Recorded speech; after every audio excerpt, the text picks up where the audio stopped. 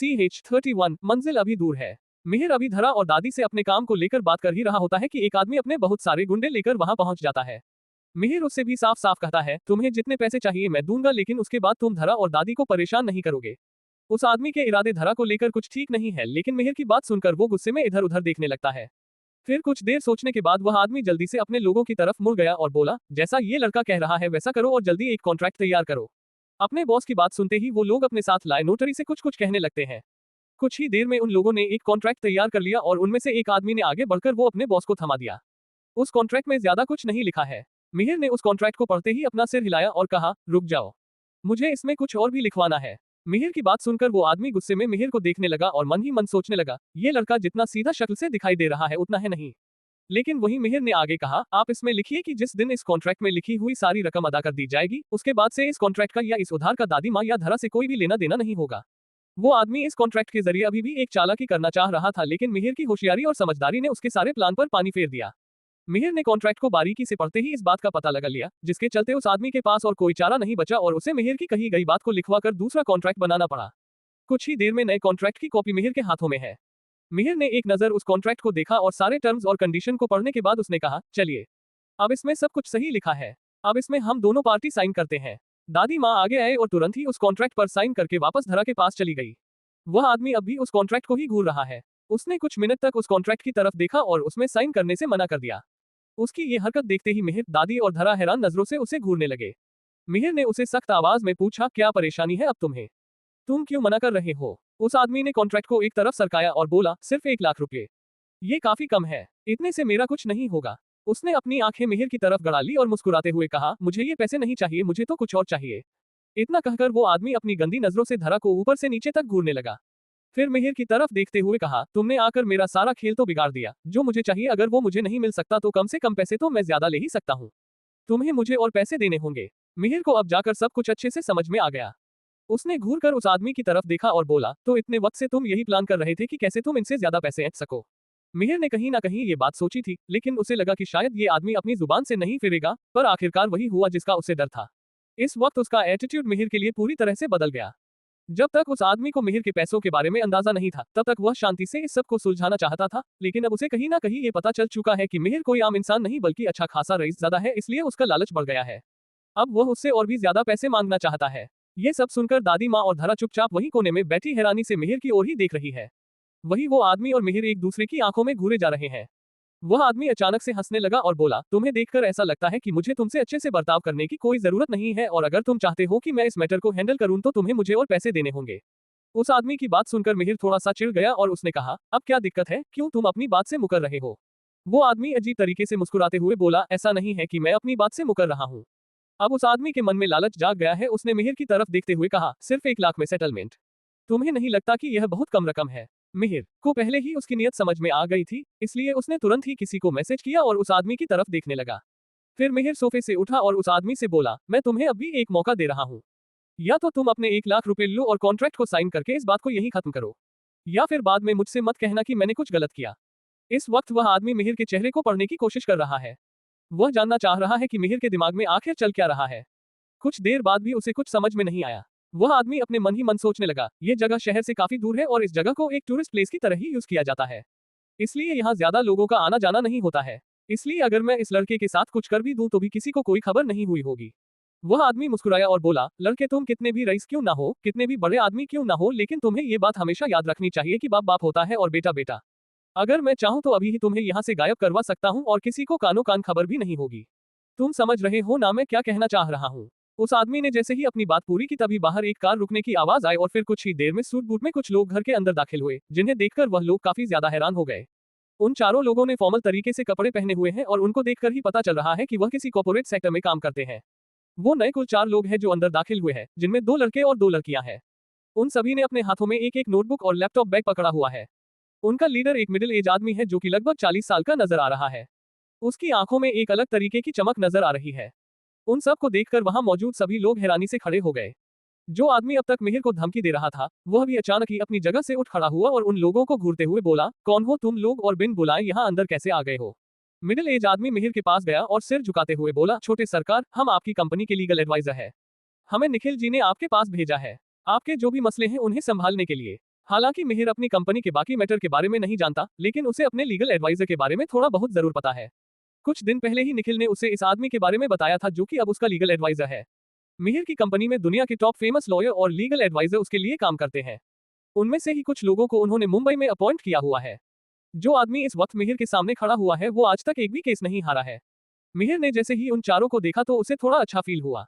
वह मुस्कुराया और बोला, चलो अब आप लोग यहाँ पर आ ही गए हो तो आप लोग मेरी इसमें मदद करो। मुझे इस आदमी से अपना हिसाब किताब पूरा करना है। तो बताइए कि मुझे इन्हें अब कितने पैसे देने पड़ेंगे या फिर नहीं देने पड़ेंगे।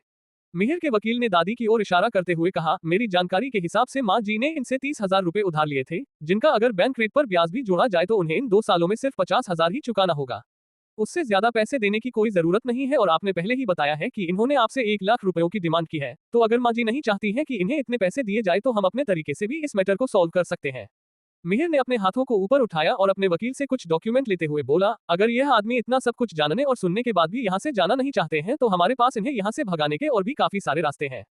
मुझे पता है कि आप काफी ज्यादा बिजी होंगे, इसलिए आप इस मसले को मुझ पर छोड़ दें।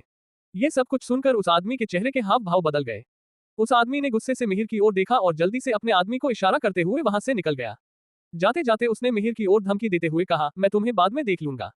फिर उस आदमी ने धरा और दादी माँ की तरफ देखकर कहा, इस आदमी के चक्कर में तुमने गलत आदमी से पंगा लिया है, तुम लोगों से तो मैं बाद में निपटूंगा। उस आदमी की बातों को सुनकर धरा थोड़ी सी डर गई और अपनी दादी माँ से चिपक गई। दादी माँ ने उसे सांत्वना देते हुए कहा, धरा बेटा, शांत हो जाओ बच्चे, वह लोग अब चले गए हैं, अब वह तुम्हें कभी परेशान नहीं करेंगे। वो लोग वहां से चले गए। उन्हें काफी अच्छे से पता है कि अगर कभी भी बिष्ट ग्रुप अपने काम के लिए किसी भी तरीके के हथकंडे अपना सकता है। उनका इतना बड़ा एम्पायर है कि वह लोग कभी भी इन छोटे मोटे गुंडों का सफाया कर सकते हैं। वह लोग इस वक्त यहाँ से जाने के अलावा और कुछ नहीं कर सकते थे और फाइनल रिजल्ट अब भी पेंडिंग है। लेकिन मिहिर को पूरा यकीन है कि उसके लीगल एडवाइजर इस चीज को अच्छे तरीके से हैंडल कर सकते हैं। उस मिडिल एज आदमी ने अपना हाथ आगे बढ़ाया और मिहिर से हाथ मिलाते हुए बोला, छोटे सरकार, मैं हरीश मेहता हूँ। अब से मैं आपके अंडर काम करूंगा और अगर आपका कोई भी सवाल हो तो आप मुझसे सीधे पूछ सकते हैं। और जो आपने पिछले हफ्ते ही विला खरीदा है उसके लिए भी मैंने कॉन्ट्रैक्ट तैयार कर लिया है। नहीं नहीं, मिहिर ने उनसे हाथ मिलाते हुए कहा, अगर आप मेरे पास है तो मुझे किसी बात की चिंता ही नहीं है। अगर फ्यूचर में भी कोई मुझे इस तरीके से ट्रैप करना चाहे तो आप मुझे जरूर बचा लेंगे। उसकी बात सुनकर वहां पर मौजूद सभी लोग हंसने लगे। वही दादी माँ और धरा को जैसे ही चीजें समझ में आने लगी वह लोग मिहिर की तरफ देखने लगे। धरा ने धीरे से कहा, आपका बहुत बहुत धन्यवाद। अगर आप इस वक्त यहाँ नहीं होते तो मुझे नहीं पता कि वह लोग मेरे और दादी माँ के साथ क्या करते। मिहिर आगे बढ़ा और दादी माँ के पास जाकर बैठ गया। उसने धीरे से कहा, दादी माँ, मैंने जो आपसे पहले कहा है जरा उसके बारे भी में सोचिए। मैं सच में चाहता हूँ कि हमारे शहर और हमारे देश का कल्चर पूरी दुनिया में मशहूर हो, और इसके लिए मुझे आपकी मदद की जरूरत है। और वैसे भी हमारी कंपनी में बहुत से ऐसे डिपार्टमेंट्स हैं जिनमें आप हमारी मदद कर सकती हैं। तो क्या आप हमारी कंपनी के लिए काम करना पसंद करेगी? दादी अब मिहिर की बात अच्छे से समझ चुकी हैं, इसलिए उन्होंने कहा, हाँ बेटा, तुमने हमें इस मुश्किल घड़ी से बाहर निकाला है और जब तुम अपनी तरफ से मुझे ये जॉब ऑफर कर रहे हो तो मुझे ये काम करने में कोई भी परेशानी नहीं है। मैं तुम्हारी बहुत बड़ी कर्जदार हूँ। मैं तुम्हारे साथ काम करने के लिए तैयार हूँ, तुम जब कहोगे तब से। ये सुनते ही मिहिर के चेहरे पर खुशी नजर आने लगती है और वहीं खड़ी धरा भी मुस्कुराने लगती है। इसके बाद मिहिर किसी गहरी सोच में डूब जाता है। अभी भी इतना खुश होने की जरूरत नहीं है मिहिर, क्योंकि अभी भी मंजिल बहुत दूर है। तो क्या होगा कहानी में आगे? क्या सोच रहा है मिहिर? क्या धरा से मिलना मिहिर की जिंदगी में कोई बदलाव लेकर आएगा? क्या मिहिर अपने बिजनेस को ऊंचाइयों तक पहुंचा पाएगा? इन सभी सवालों के जवाब जानने के लिए सुनिए रईस ज़ादा, सिर्फ पॉकेट एफएम पर। CH32। मिहिर और आदित्य। मिहिर ने दादी को जॉब के लिए मना लिया और इस बात से धरा भी काफी खुश हो जाती है। मिहिर भी इस बात से बहुत खुश हो जाता है और वो कॉन्ट्रैक्ट बनने का इंतजार करने लगता है। इस जॉब से दादी माँ को भी एक उम्मीद की किरण नजर आने लगती है। कुछ ही देर में हरीश ने कॉन्ट्रैक्ट तैयार कर लिया। वो काफी जल्दी जल्दी अपना काम कर रहे हैं। मिहिर उन्हें देखकर काफी ज्यादा खुश नजर आ रहा है। कहीं ना कहीं वह उसे एडमायर कर रहा है। कॉन्ट्रैक्ट के तैयार होते ही दादी माँ से साइन लेकर मिहिर हरीश जी के साथ वहां से निकल जाता है। तारांकन तारांकन तारांकन तारांकन तारांकन। जब वह कार में बैठे हुए हैं तो मिहिर के दिमाग में बस एक ही बात चल रही है, अब मुझे कार खरीद लेनी चाहिए। मैं ऐसे बार बार कब तक किसी ना किसी की मदद लेता रहूंगा। उसने तुरंत एक मैसेज टाइप किया और उसे निखिल को भेज दिया। तारांकन तारांकन तारांकन तारांकन तारांकन। अगली सुबह मिहिर की आंख जैसी ही खुली उसने अपने फोन पर एक मैसेज देखा और थोड़ी देर बाद तैयार होकर उसने आम से कपड़े पहने और कार शोरूम की तरफ निकल गया। मिहिर शोरूम के अंदर गया तो उसने वहां लोगों की भीड़ को पाया। उसने मन ही मन सोचा कि क्या आज कोई फंक्शन है जो इतने लोग एक साथ खड़े हैं। उसने भीड़ को एक तरफ किया और धीरे से अंदर चला गया और उसने पाया कि वहां एक एग्जीबिशन लगी हुई है। उसने देखा कि एक बहुत ही बेहतरीन कार सबसे आगे लगी हुई है। वहीं 2 कारें उसके पीछे सजाई गई हैं और एक मॉडल कार के बगल में खड़ी होकर पोज दे रही है। मिहिर ने ऐसा कुछ भी एक्सपेक्ट नहीं किया था। उसने देखा कि वह मॉडल काफी सेक्सी और सुंदर नजर आ रही है। वह कार पर झुकी हुई है और फोटोज पर फोटोज खिंचवा रही है। वहां पर काफी सारे लोग मौजूद हैं। उन 3 कार्स को देखकर लग रहा है कि जैसे वह लिमिटेड एडिशन की कारें हैं और जो कार सबसे सामने लगी हुई है वह उन सब में से सबसे बेस्ट कार है और सबसे महंगी भी। उस कार को देखकर यह अंदाजा लगाया जा सकता है कि चाहे इसे खरीदने वाला कितना ही अमीर क्यों ना हो, फिर भी इस कार को खरीदने से पहले उसे कई बार सोचना पड़ेगा। हालांकि मिहिर इससे पूरी तरह से अलग है। मिहिर उन लोगों की लिस्ट से बाहर है और दुनिया के रईसजादों की लिस्ट में से एक है। उस कार की तुलना में बाकी सारी कार्स फीकी नजर आ रही है। जैसे ही मिहिर की नजर उस कार पर पड़ी, उसने मन बना लिया कि वह इस कार को जरूर खरीदेगा। जब मिहिर ने अपनी नजर घुमाकर बाकी लोगों की तरफ देखा तो उसे यह समझ आ गया कि वह लोग भी कहीं ना कहीं ये कार खरीदना चाहते हैं, लेकिन उनके पास इतने पैसे नहीं है। फाइनली कुछ ही दूरी पर मिहिर को कार शॉप का ओनर नजर आया। मालिक उस कार से कुछ ही दूरी पर खड़ा हुआ सिगरेट पी रहा है। वहीं कुछ सेल्स गर्ल्स उसके आसपास खड़ी उसकी दी हुई हिदायतें सुन रही है और उनकी नजर अभी भीड़ पर टिकी हुई है। वह देखना चाहते हैं कि ऐसा कौन है जो इस कार को खरीद सकता है। मिहिर जल्दी से उनके पास गया और जैसे ही उसने कुछ कहने के लिए अपना मुंह खोला, उसके पीछे से ही एक आवाज उसे सुनाई दी, आखिरकार ये कार ले ही आए आप। यह आवाज थोड़ी सी अजीब है, ऐसा लग रहा है जैसे कोई अकड़ू सा इंसान है। मिहिर मुड़ा और अपने सामने खड़े उस शख्स की तरफ देखने लगा। उसे सामने 23-24 साल का लड़का दिखाई दे रहा है।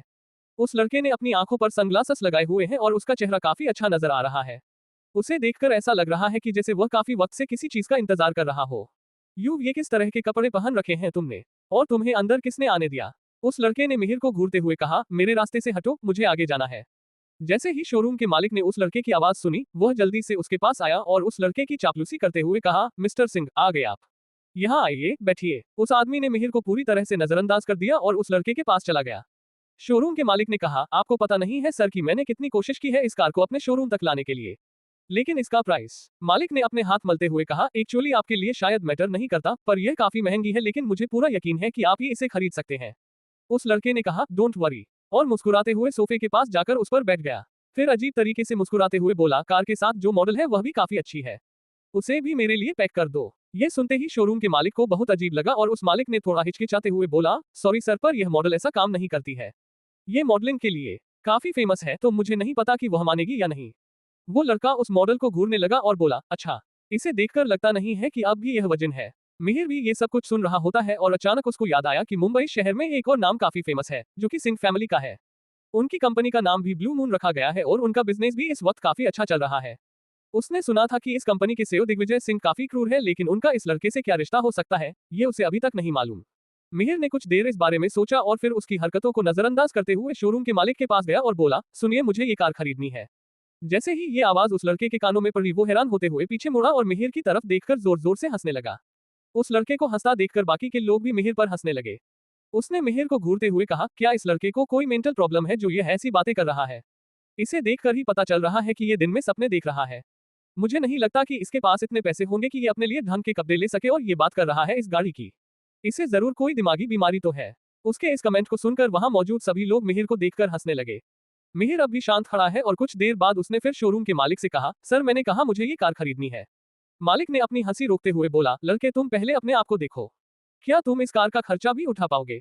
तभी उसकी नजर मिहिर के कपड़ों पर गई। उसने बिल्कुल सिंपल से कपड़े पहने हुए हैं। वो मिहिर का मजाक उड़ाते हुए बोला, तुम्हारे कपड़ों को देखकर ऐसा लग रहा है जैसे तुम अभी एक स्टूडेंट हो। मिहिर ने सिर हिलाया और बोला, जी आप सही कह रहे हैं, मैं एक स्टूडेंट ही हूँ, लेकिन मुझे इस कार को खरीदना है। आप बस प्राइस बताइए, क्योंकि मुझे ये कार किसी भी कीमत पर चाहिए। मिहिर की ये बात सुनते ही उसके बगल में खड़ा लड़का मिहिर को घूर कर देखने लगा।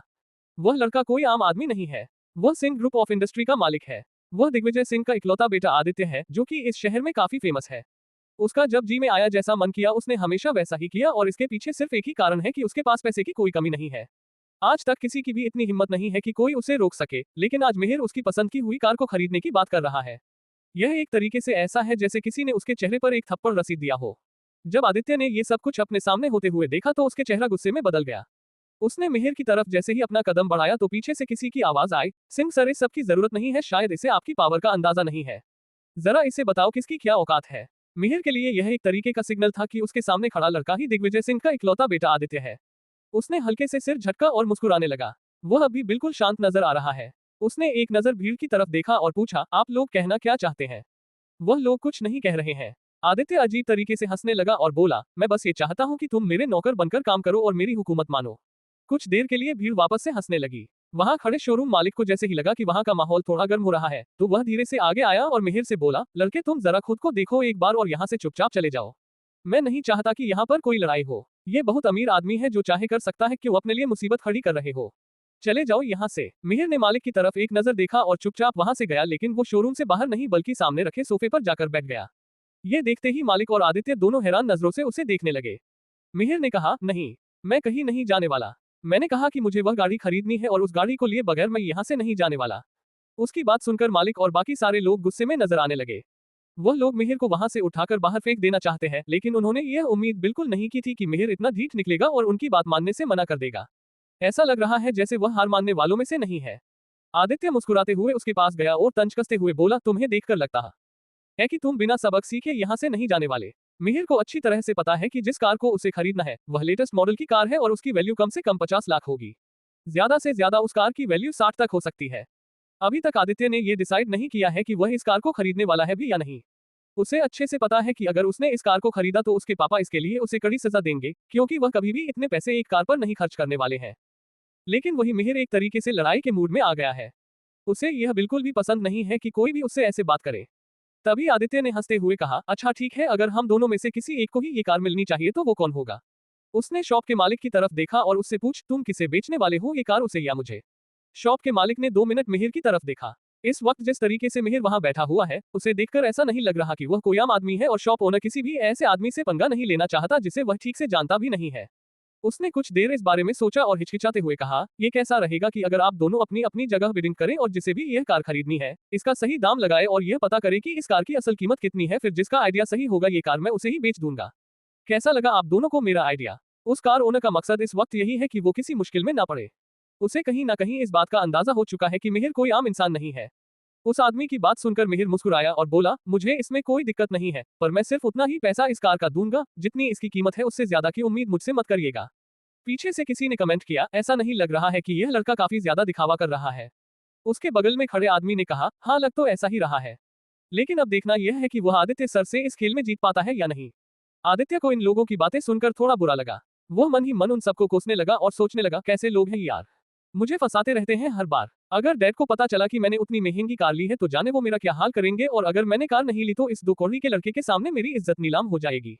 उसने अपना सिर उठाया और मिहिर को घूरते हुए कहा, इस कार की कीमत 50 लाख है। क्या तुम अब भी इस कार को खरीदना चाहोगे। मिहिर उसकी तरफ देखते हुए मुस्कुराने लगा। तो क्या होगा आगे, क्या मिहिर आदित्य को हरा पाएगा, क्या आदित्य हारकर मिहिर को यूं ही जाने देगा, क्या होगा जब मिहिर की असलियत आएगी सबके सामने। इन सभी सवालों के जवाब जानने के लिए सुनिए रईस ज़्यादा सिर्फ पॉकेट FM पर। CH33 room number 1201। उस कार को देखकर ही उसकी वैल्यू साफ पता चल रही है। 50 लाख ही उसकी सही कीमत है। मिहिर हल्के से मुस्कुराया और आगे बोला, अगर ऐसी बात है तो मैं इस कार के लिए 50 लाख देने के लिए तैयार हूँ। Are you fucking out of your mind. Aditya तुरंत अपनी जगह से खड़ा हो गया और चिल्लाते हुए बोला, तुम खुद को समझते क्या हो कि जितनी भी प्राइस होगी तुम इस कार को खरीद लोगे। तुम्हारे हिसाब से इस कार की कीमत सिर्फ 50 लाख है। तो चलो मैं भी देखना चाहता हूँ कि तुम कैसे इस कार को खरीदते हो। क्या तुम्हारे पास इतने पैसे हैं अभी। इससे अच्छा होगा कि तुम निकलो यहाँ से और मुझे इस कार को खरीदने दो। आदित्य की बात सुनकर वहां बैठे सभी लोग उत्तेजित नजर आने लगे कि आखिर अब आगे क्या होगा। उनके चेहरे को देखने से ही साफ पता चल रहा है कि अब मजा आने वाला है। वही मिहिर बिल्कुल शांत बैठा है। उसने कहा, अगर मैं फिर भी इसे खरीद लूं तो। आदित्य गुस्से से भर उठा। उसने घूरकर मिहिर की तरफ देखा और अंदाजा लगाया कि मिहिर इतना अमीर नहीं है जितना वह दिखाने की कोशिश कर रहा है। उसने चिल्लाते हुए कहा, अगर तुम इस कार को खरीद लेते हो तो मैं तुम्हारी बात मान जाऊंगा। तो क्या तुम्हें ये शर्त मंजूर है। इस वक्त वहां का माहौल थोड़ा गर्म हो गया है। वहां पर मौजूद सभी लोग उस कार के आसपास खड़े हो गए और मिहिर को अजीब तरीके से घूरने लगे। वही कुछ लोग आदित्य की पहचान को अच्छी तरीके से जानते हैं, इसलिए उन्होंने कोई भी कमेंट करने से इनकार कर दिया। उन्होंने कई बार सारे न्यूज़पेपर और मैगजीन्स में आदित्य की पिक्चर्स अलग अलग लड़कियों के साथ देखी हुई है।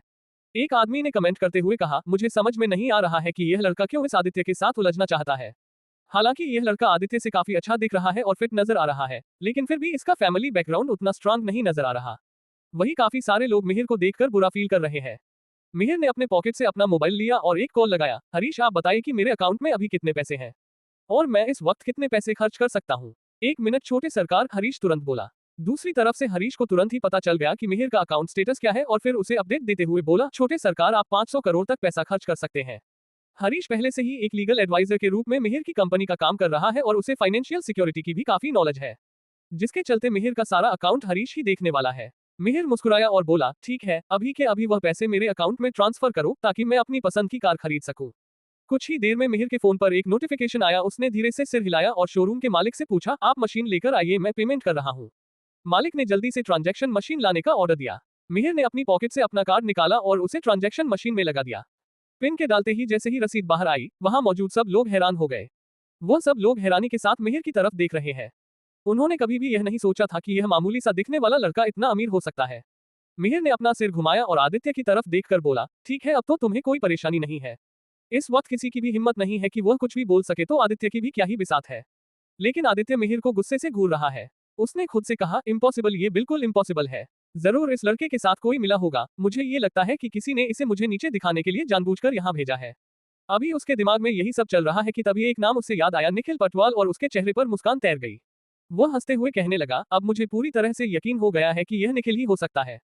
आदित्य ने अपनी मुट्ठी को बांध लिया और गुस्से से कहा, निखिल पटवाल और मेरे पापा एक दूसरे के दुश्मन है। उन दोनों में अपने बिजनेस को आगे ले जाने की होड़ चलती रहती है। तो उसने तुम्हें भेजा है मुझसे डील करने के लिए, है ना? काफी अच्छा मूव चला है उसने। आदित्य जो भी सोच रहा है वह आधे से ज्यादा सही है, लेकिन उसमें बहुत सी चीजें गलत भी है।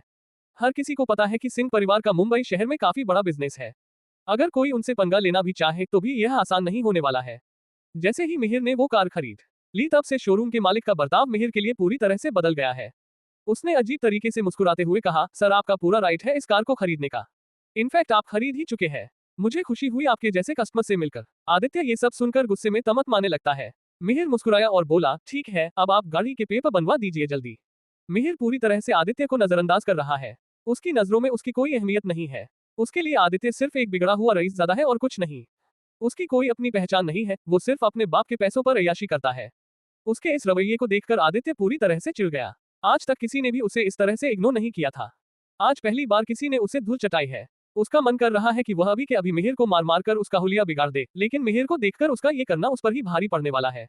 मिहिर की बॉडी काफी फिट एंड फाइन है। वहीं आदित्य पतला दुबला लेकिन हैंडसम लड़का है। मिहिर की हाइट भी आदित्य से ज्यादा है। अगर आदित्य उसके साथ कुछ करना चाहता है तो उसे मिहिर को अपने सामने झुकाना जरूरी है।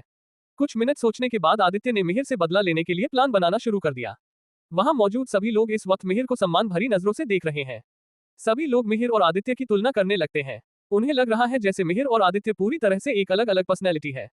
जहां आदित्य का गुस्सा किसी पर भी फूट जाता है, वहीं मिहिर काफी शांत और सोच से भरा नजर आ रहा है। उन्हें अब यह समझ में आ गया कि मिहिर कोई छोटा मोटा आदमी नहीं है। मिहिर ने जल्दी से कॉन्ट्रैक्ट साइन किया और अपनी कार के पास चला गया। उसने कार का डोर खोला और एक्साइटमेंट के साथ उसके अंदर बैठ गया। इस वक्त वह काफी खुश नजर आ रहा है। जैसे ही उसने कार को स्टार्ट किया, तभी वहां खड़ी मॉडल कार की दूसरी तरफ का दरवाजा खोलकर अंदर बैठ गई। मिहिर ये देखकर हैरान रह गया, उसने यह उम्मीद नहीं की थी। और वो अभी के अभी इस मॉडल को कार से बाहर निकाल देना चाहता है। लेकिन अपने आसपास के माहौल को देखते हुए उसने शांत रहना ही सही समझा। अगर वो इस वक्त उससे कुछ कहता तो उस मॉडल की काफी बदनामी होती, इसलिए उसने कार स्टार्ट की और स्पीड से वहां से बाहर निकल गया। तारांकन तारांकन तारांकन तारांकन तारांकन तारांकन। उसने कुछ दूर तक ड्राइव करके रोड के किनारे कार रोक दी। उसने उस मॉडल की तरफ देखा और कहा, तुम अब जा सकती हो। उस लड़की ने थोड़ा मुंह बनाते हुए कहा, तुम्हें देखकर ऐसा लग रहा है कि तुम मुझ में बिल्कुल इंटरेस्टेड नहीं हो। मिहिर मुस्कुराया और कहा, हाँ, मैं ऐसी किसी भी लड़की में इंटरेस्टेड नहीं हूँ जो खुद ही मेरी गाड़ी में बैठना चाहे। मिहिर ने एक नजर उस लड़की को देखा भी नहीं, जिससे उस लड़की का और मुंह बन गया। वह लड़की दिखने में काफी ज्यादा खूबसूरत और हॉट है। उसके चेहरे के फीचर काफी ज्यादा शार्प और क्यूट है। कोई भी उस लड़की को देखकर उसकी तारीफ करता, लेकिन मिहिर ने उसकी तरफ आंख उठाकर देखा भी नहीं है और यही बात उस लड़की को खाए जा रही है। वह लड़की कार से उतरने के बाद मिहिर की तरफ देखकर बोली, मैंने देखा कि किस तरह तुमने आदित्य से डील किया। मिहिर ने अब जाकर उस लड़की की तरफ देखा और कहा, अच्छा, तो इसलिए तुम मेरी कार में बैठी हो। उस लड़की ने सिर हिलाया और कहा, हाँ, ऐसे लड़के जो लड़कियों को सिर्फ इस्तेमाल करने की चीज समझते हैं, ऐसी लड़कों को यही सबक मिलना चाहिए। फिर अपना हाथ बढ़ाते हुए मिहिर के जैकेट को पकड़कर उस लड़की ने कहा, तुम्हें पता है मैं सबसे ज्यादा अमीर लोगों से ही नफरत करती हूँ। इस वक्त कार का माहौल थोड़ा गर्म नजर आ रहा है। उस लड़की के पीछे से सूरज की रोशनी मिहिर की आंखों में चमक रही है। कुछ मिनट सोचने के बाद मिहिर को थोड़ा अजीब लगा और उसने धीरे से कहा, क्या मैंने तुम्हें कभी चोट पहुंचाई है? या फिर ऐसा कुछ हो जो मुझे नहीं पता?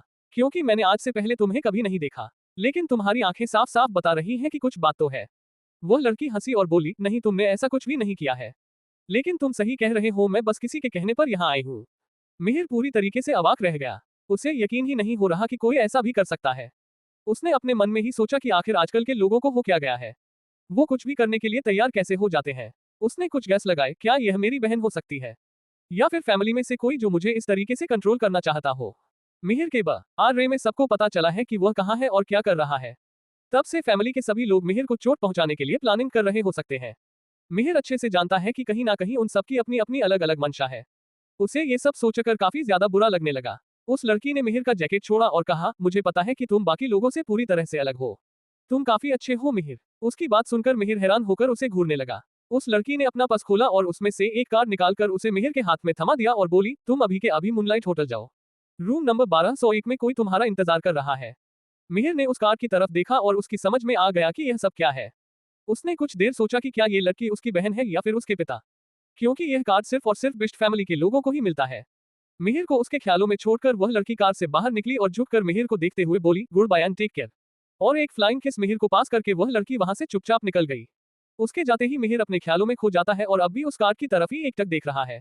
बचपन में एक बार उसके पिता घर पर मौजूद थे, तभी उसने उनके हाथ में ये कार्ड देखा था। उस वक्त मिहिर को ज्यादा कुछ इस कार्ड के बारे में पता नहीं था, लेकिन जब भी वह इस कार्ड को देखता है तो उसे अपने पिता की याद आती है।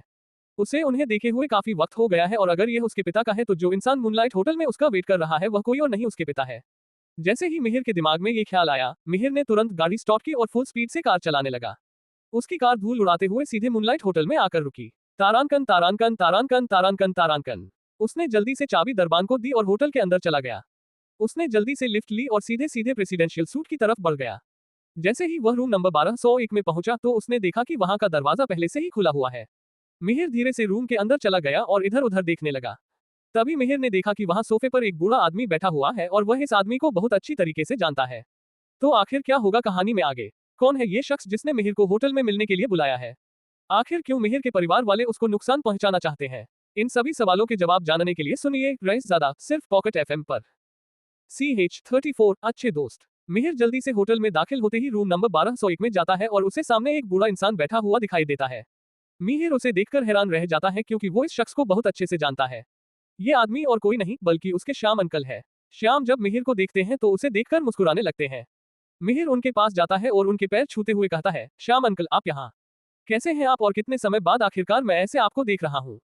मिहिर के चेहरे पर मुस्कुराहट साफ साफ नजर आ रही है। मिहिर की आंखों को देखकर ऐसा लग रहा है जैसे कितने समय के बाद वो किसी अपने से मिला है। श्याम अंकल उसकी बात सुनकर मुस्कुराते हैं और बोलते हैं, हाँ मैं भी आज काफी वक्त के बाद तुम्हें देख पा रहा हूँ मिहिर। इन सालों में कितने बड़े हो गए हो तुम। मिहिर भी मुस्कुराने लगता है और फिर बोलता है, पर अंकल आप यहाँ आए हैं तो आपने मुझे बताया क्यों नहीं कि आप मुंबई आ रहे हैं। श्याम अंकल मिहिर को देखते हैं और अपने बगल में बैठने का इशारा करते हुए कहते हैं, क्योंकि मैं तुम्हें सरप्राइज देने चाहता था। इतना कहकर वो हंसने लगते हैं और मिहिर को छेड़ते हुए बोलते हैं, ये सब छोड़ो पहले ये तो बताओ कैसी लगी वह लड़की। मिहिर सोफे पर बैठते हुए कहता है, अंकल मैंने आपसे ऐसी उम्मीद नहीं की थी और उस लड़की ने तो मुझे लगभग लगभग डरा ही दिया था। ऐसा लगा जैसे वह मुझे मारने ही वाली है। ये सुनकर श्याम हंसने लगे और बोले, वो लड़की इतनी भी अजीब नहीं थी। मैंने कल ही निखिल से सुना कि तुम कार खरीदने वाले हो, इसलिए मैंने सोचा क्यों ना गाड़ी खरीदने पर मेरी तरफ से भी तुम्हें एक तोहफा मिल जाए। मिहिर भी उनको देखकर मुस्कुराना लगा। अंकल आगे बोले, मुझे यह नहीं पता था कि आजकल के बच्चों को क्या पसंद आता है, लेकिन मैं अच्छे से जानता हूँ कि तुम लोगों को कार बहुत पसंद है। मिहिर उनकी बात सुनकर कुछ देर के लिए हैरानी से उन्हें देखने लगा और बोला, एक मिनट क्या वह कार आपने भी मेरे लिए खरीदी है? ये सुनकर अंकल ने हैरान होते हुए कहा, मैंने भी खरीदी है मतलब?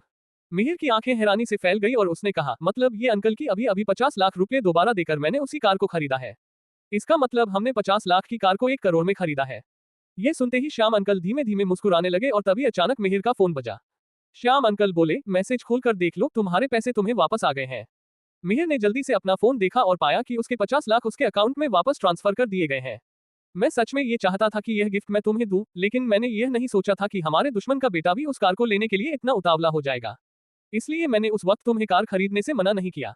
श्याम ने मिहिर के कांधे को थपथपाया और कहा, चलो ये तो ठीक है, लेकिन अब तुम्हारे पास नई कार आ जाने से अब तुम्हें थोड़ी परेशानी होगी अपनी पहचान छुपाने में।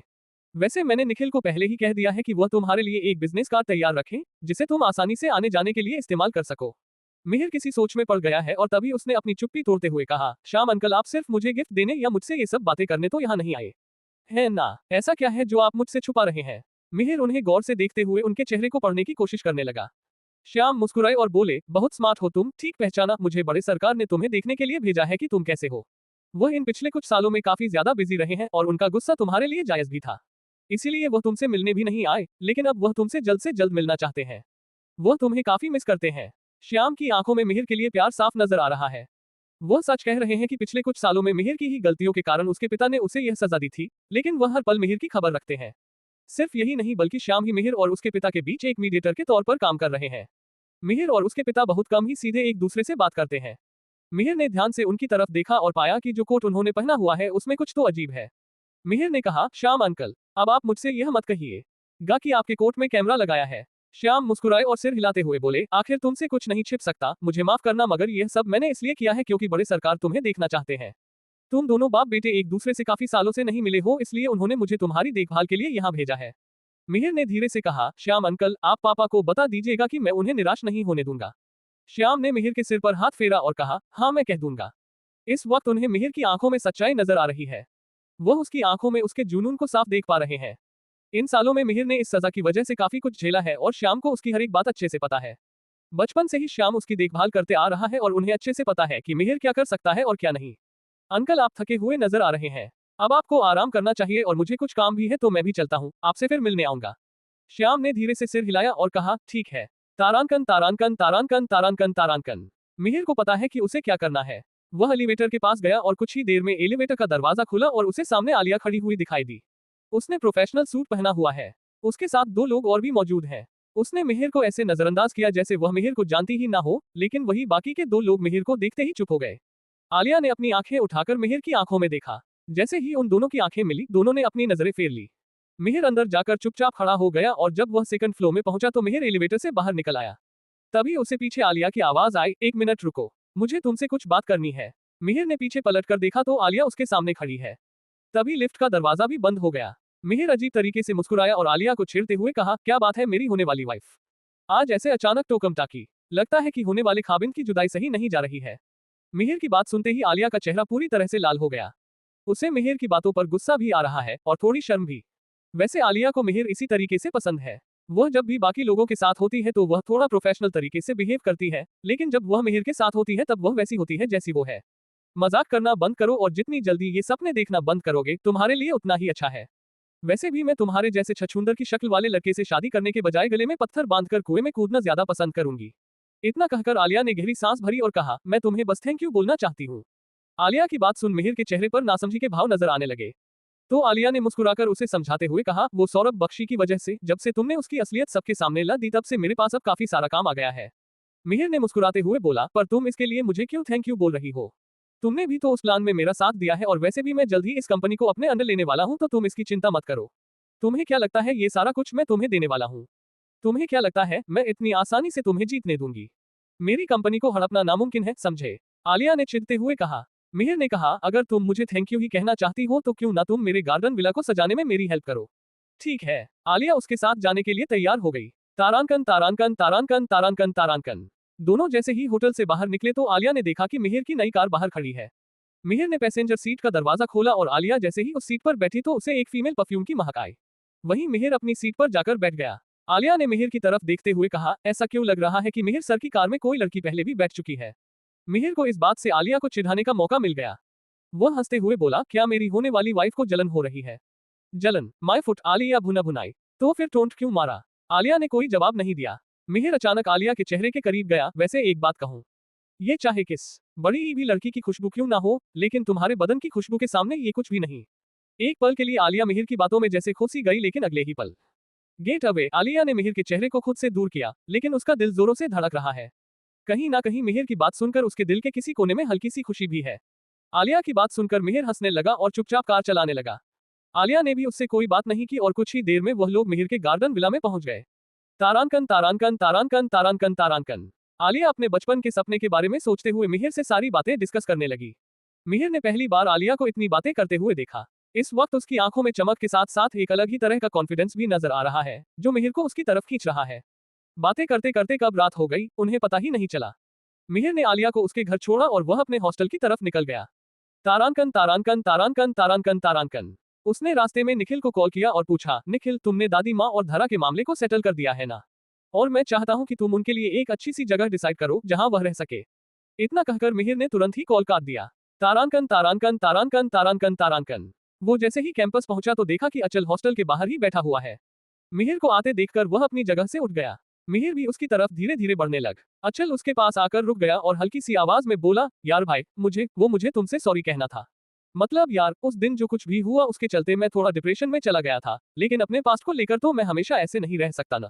मैं उस वक्त थोड़ा सा डिस्टर्ब था, जिसकी वजह से मैंने तुझसे भी झगड़ा किया। क्या तुम मुझे उसके लिए माफ कर सकते हो? मिहिर ने अचल को घूरा और तंज कसते हुए बोला, अपने बाप को सॉरी बोला है कभी? क्या? तो मुझे क्यों बोल रहा है? साले इतना बड़ा आदमी बन गया कि दोस्तों को भी सॉरी बोलेगा। मिहिर चिढ़ते हुए बोला, दोस्ती में सॉरी और थैंक्स के लिए जगह नहीं होती। अचल ने मिहिर को गले लगाते हुए कहा, तो इतने दिन से फिर बात क्यों नहीं कर रहा था? मेरा तो दिमाग खराब था, पर तेरा दिमाग तो सही जगह पर था ना। वो मैं, मिहिर को अचल की बात का कोई जवाब नहीं सूझा। ये सब कहने की बातें हैं कि दोस्ती में सॉरी और थैंक्स की जगह नहीं होती। असल में इन दो वर्ड्स के बिना कोई भी रिश्ता नहीं टिक सकता, फिर चाहे रिश्ता कोई भी क्यों ना हो। अचल ने मिहिर को देखते हुए मुस्कुराकर कहा, अब ये बताओ कि तुमने मुझे माफ किया या नहीं? अचल की बात सुनकर मिहिर मुस्कुराकर बोला, अरे मैं तो कभी तुझसे गुस्सा ही नहीं था। अचल ने उसे गले लगा लिया और बोला, चलो ठीक है, तो फिर आज कहीं चलकर ड्रिंक करते हैं। आज मैं बहुत खुश हूँ। आज मेरे यार मुझे वापस मिल गया। उद्धरण चिन्ह। वहां से निकलते वक्त मिहिर ने कार्तिक और विवान को भी मैसेज कर दिया और फिर रेस्टोरेंट पहुंचकर मिहिर और अचल उन दोनों का वेट करने लगे। तभी तो क्या होगा आगे? कौन आ रहा है मिहिर और अचल की तरफ? मिहिर कब तक अपने दोस्तों से अपनी सच्चाई छिपाएगा? क्या होगा जब सबको उसकी सच्चाई का पता चलेगा? क्या मिहिर आलिया को पसंद करता है? इन सभी सवालों के जवाब जानने के लिए सुनिए रईस ज़्यादा, सिर्फ पॉकेट एफएम पर। CH35 मुश्किल की दस्तक। मिहिर और अचल समुद्र किनारे बने एक बार में एक 4 चेयर टेबल पर बैठकर अपने बाकी दोनों दोस्तों कार्तिक और विवान का वेट कर रहे हैं और ये मुंबई शहर का बहुत ही ज्यादा famous Deepa bar and restaurant है और उन चारों दोस्तों के मिलने का अड्डा भी। टेबल पर अपनी उंगलियों से टैप करते हुए अचल गेट की तरफ देखकर मिहिर से पूछता है, कहाँ रह गए ये दोनों? कार्तिक और विवान दोनों में से कोई भी आते हुए नहीं दिख रहा। अचल को इतना ज्यादा उतावला देखकर मिहिर ने उसे समझाते हुए कहा, आते ही होंगे, बस कॉल तो कर दिया था मैंने। वैसे भी मुंबई के ट्रैफिक के बारे में तो तू जानता ही है। लेकिन ऐसा लगता है जैसे अचल को उसकी बातों पर विश्वास नहीं है, इसलिए अचल उसकी तरफ थोड़े शक की नजर से देखते हुए पूछता है, पक्का तूने कॉल कर दिया था ना? मुझे तो तेरे ऊपर ट्रस्ट ही नहीं। अचल बोल ही रहा है कि तभी मिहिर को अपनी तरफ आते हुए कोई नजर आता है तो वह अचल को चुप कराते हुए बोलता है, शश चुप, चुपचाप बैठ, कोई इस तरफ आ रहा है। वह उन दोनों की तरफ बढ़ती हुई एक लड़की है। जब वह मिहिर और अचल की टेबल से थोड़ा दूर थी तो मिहिर उसे पहचान नहीं पा रहा था, लेकिन जब वह लड़की टेबल के करीब आ गई तो मिहिर उसे पहचान गया कि वह श्रेया है। वह इस बार में अभी भी वेट्रेस का काम करती है और पिछली बार इसी लड़की की वजह से ही मिहिर ने एक गुंडे को मजा चखाया था। मिहिर की टेबल के सामने आकर श्रेया ने मुस्कुराकर कहा, अरे आज आप यहाँ आए हैं, मैंने आपको बहुत दिनों बाद देखा और पिछली बार आपने जो मेरी मदद की थी उसके लिए थैंक्स। वह लड़की सिर्फ मिहिर को ही मुस्कुराकर थैंक यू बोल रही है और अचल की तरफ तो उसने एक बार भी देखा तक नहीं। उन दोनों को बात करते देख अचल अपने मन में सोचता है, मैं क्या मिस्टर इंडिया हूँ जो इस लड़की को नजर नहीं आ रहा हूँ? थैंक यू ना सही हाय हेलो ही बोल देती। उस लड़की के इस तरह थैंक्स बोलने पर मिहिर ने एकदम कूल बनते हुए कहा, कोई बात नहीं, वह कोई इतनी बड़ी बात नहीं थी और आपको उसके लिए मुझे थैंक्स बोलने की भी कोई जरूरत नहीं है। आपकी जगह और किसी को भी वह गुंडे परेशान कर रहे होते तो मैं उनकी भी मदद करता। अभी मिहिर और श्रेया बात कर ही रहे हैं कि तभी मिहिर और अचल दोनों की नजर सामने से आते कार्तिक और विवान पर पड़ी तो अचल उनकी तरफ इशारा करते हुए बोला, लो आ गए वो भी। तभी मिहिर को याद आया कि कार्तिक श्रेया को पसंद करता है और कार्तिक ने ही उन सबको श्रेया के बारे में बताया था कि यह उनके कॉलेज के लॉ डिपार्टमेंट में पढ़ने वाली एक स्टूडेंट है जो बहुत ही सीधे सरल स्वभाव की है और सिर्फ अपने काम से काम रखती है, लेकिन उसके परिवार की फाइनेंशियल हालत इतनी अच्छी नहीं है और इसीलिए इस बार में पार्ट टाइम जॉब भी करती है। ये सब याद आते ही मिहिर अपने मन में कार्तिक और श्रेया की बात बनाने की सोचने लगा और सामने से आ रहे कार्तिक की तरफ इशारा करते हुए श्रेया से कहा, वैसे एक बात कहूँ, वह उस दिन मैंने जो कुछ भी किया वह सब कार्तिक की वजह से ही किया था, क्योंकि कार्तिक आपकी मदद करना चाहता था और मैं अपने दोस्त की मदद कर रहा था बस। अब तक कार्तिक आकर श्रेया के पीछे ही खड़ा हो जाता है तो मिहिर अपनी जगह से उठकर कार्तिक से हाथ मिलाने के लिए अपना हाथ आगे बढ़ाता है और ये देखकर श्रेया पीछे मुड़कर कार्तिक की तरफ देखती है और जैसे ही उसकी नजर कार्तिक की नजरों से मिली वह जल्दी से गुड बाय बोलकर वो उनके टेबल से दूर चली गई। वहां से दूर जाती हुई श्रेया की पीठ की तरफ देखते हुए कार्तिक बहुत ही ज्यादा मायूसी से कहता है, शिट यार, जैसे ही मैं यहाँ पर आया ये तो चली गई, ऐसा लगा कि मुझे देखते ही भाग गई।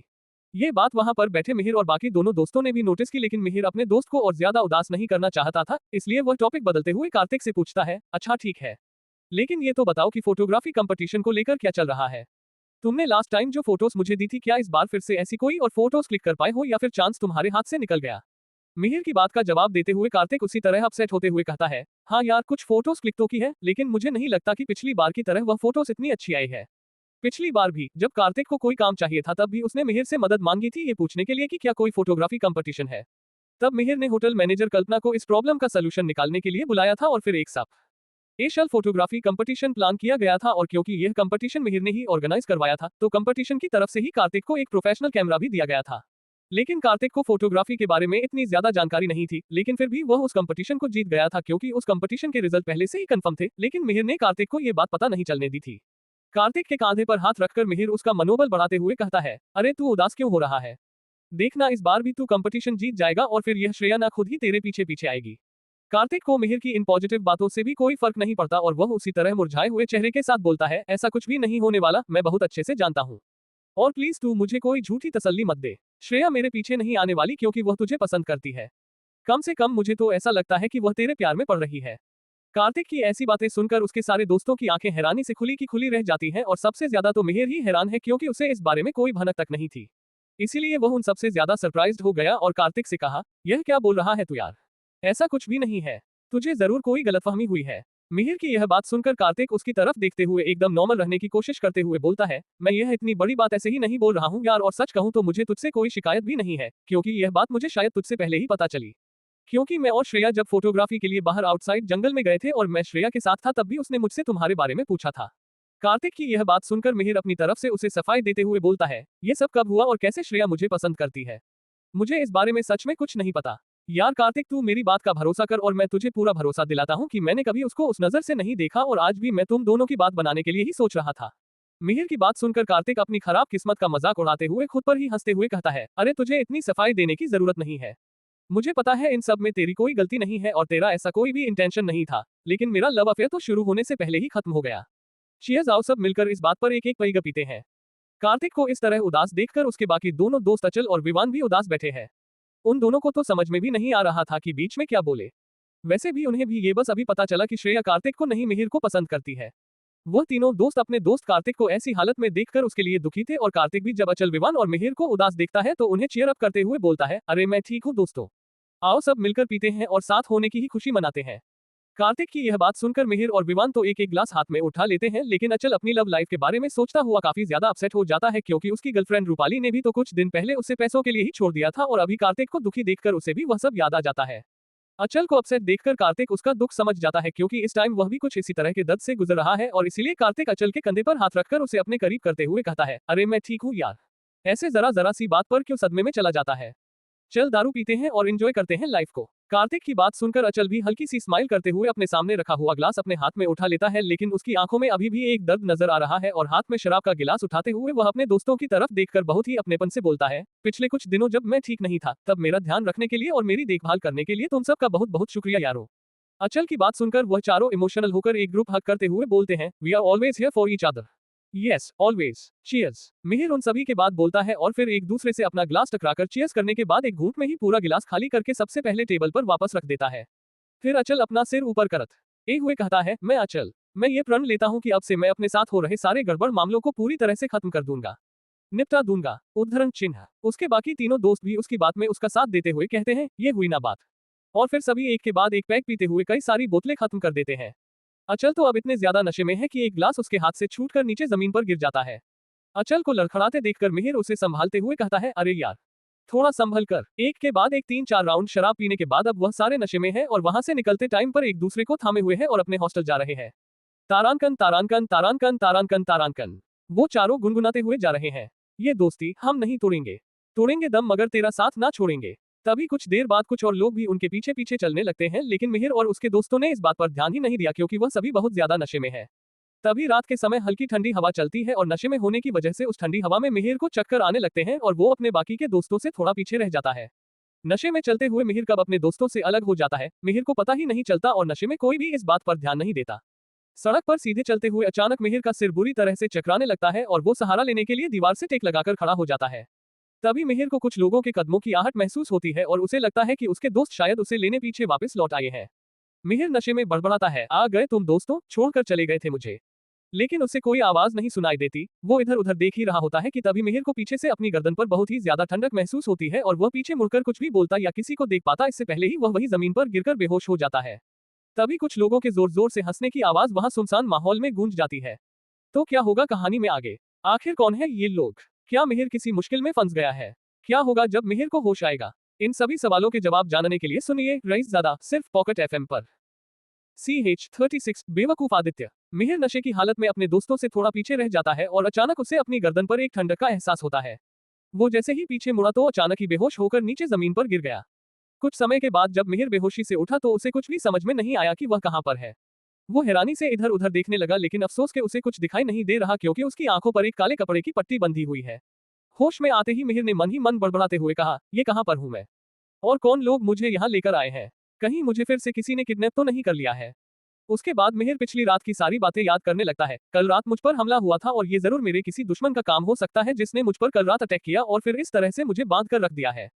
ये सब सोचते हुए मिहिर अब तक पूरी तरह से होश में आ चुका है, लेकिन ठीक उसी वक्त उसने अपनी तरफ बढ़ते हुए कुछ कदमों की आहट सुनी और दोबारा बेहोश होने का नाटक करने लगा। मिहिर को वहां पर अपने आसपास कई सारे लोगों की आवाज सुनाई दी, जिससे मिहिर को ये अंदाजा हो गया कि वहां पर बहुत सारे लोग एक साथ मौजूद है। मिहिर ध्यान लगाकर सब कुछ समझने की और उनकी बातें सुनने की कोशिश कर रहा होता है कि तभी अंदर आए लोगों में से कोई मिहिर की आंखों पर बंधे हुए काले कपड़े को एकदम से खींचकर हटा देता है। अचानक से हुई उस तेज रोशनी से मिहिर की आंखें चौंधिया जाती है। इतनी देर से आंखों पर कपड़ा बंधा होने के कारण उसकी आंखें अचानक से इतनी रोशनी को बर्दाश्त नहीं कर पाती और उसे थोड़ी देर तक कुछ नजर नहीं आता। फिर खुद को संभालते हुए मिहिर ने जैसे ही अपनी आंखें धीरे धीरे दोबारा से खोली तो उसे अपने सामने किसी शख्स का चेहरा नजर आया। उस आदमी को देखते ही मिहिर ने चिल्लाते हुए कहा, तुम सब लोग कौन हो और मुझे यहाँ पर क्यों लाए हो? तभी सामने खड़े आदमी मिहिर के थोड़ा नजदीक आया और उसका चेहरा जैसे ही मिहिर को नजर आया तो मिहिर एक पल के लिए हैरान हो गया और कुछ देर की चुप्पी के बाद बोला, अच्छा तो ये तुम हो। मिहिर अपने सामने खड़े उस आदमी को बहुत अच्छी तरह से पहचान गया है। वह कोई और नहीं मुंबई की सबसे फेमस और नामचीन कंपनी का मालिक आदित्य सिंह है। इससे पहले जब मिहिर गाड़ी लेने पहुंचा था तब आदित्य से उसका अच्छा खासा पंगा हुआ था और तब मिहिर उस पर भारी पड़ा था और शायद इसीलिए मिहिर को उसे अपने सामने खड़ा देखकर कोई भी फर्क नहीं पड़ा। कहीं ना कहीं मिहिर को इस बात का अंदाजा था कि आदित्य इतनी जल्दी हार नहीं मानेगा।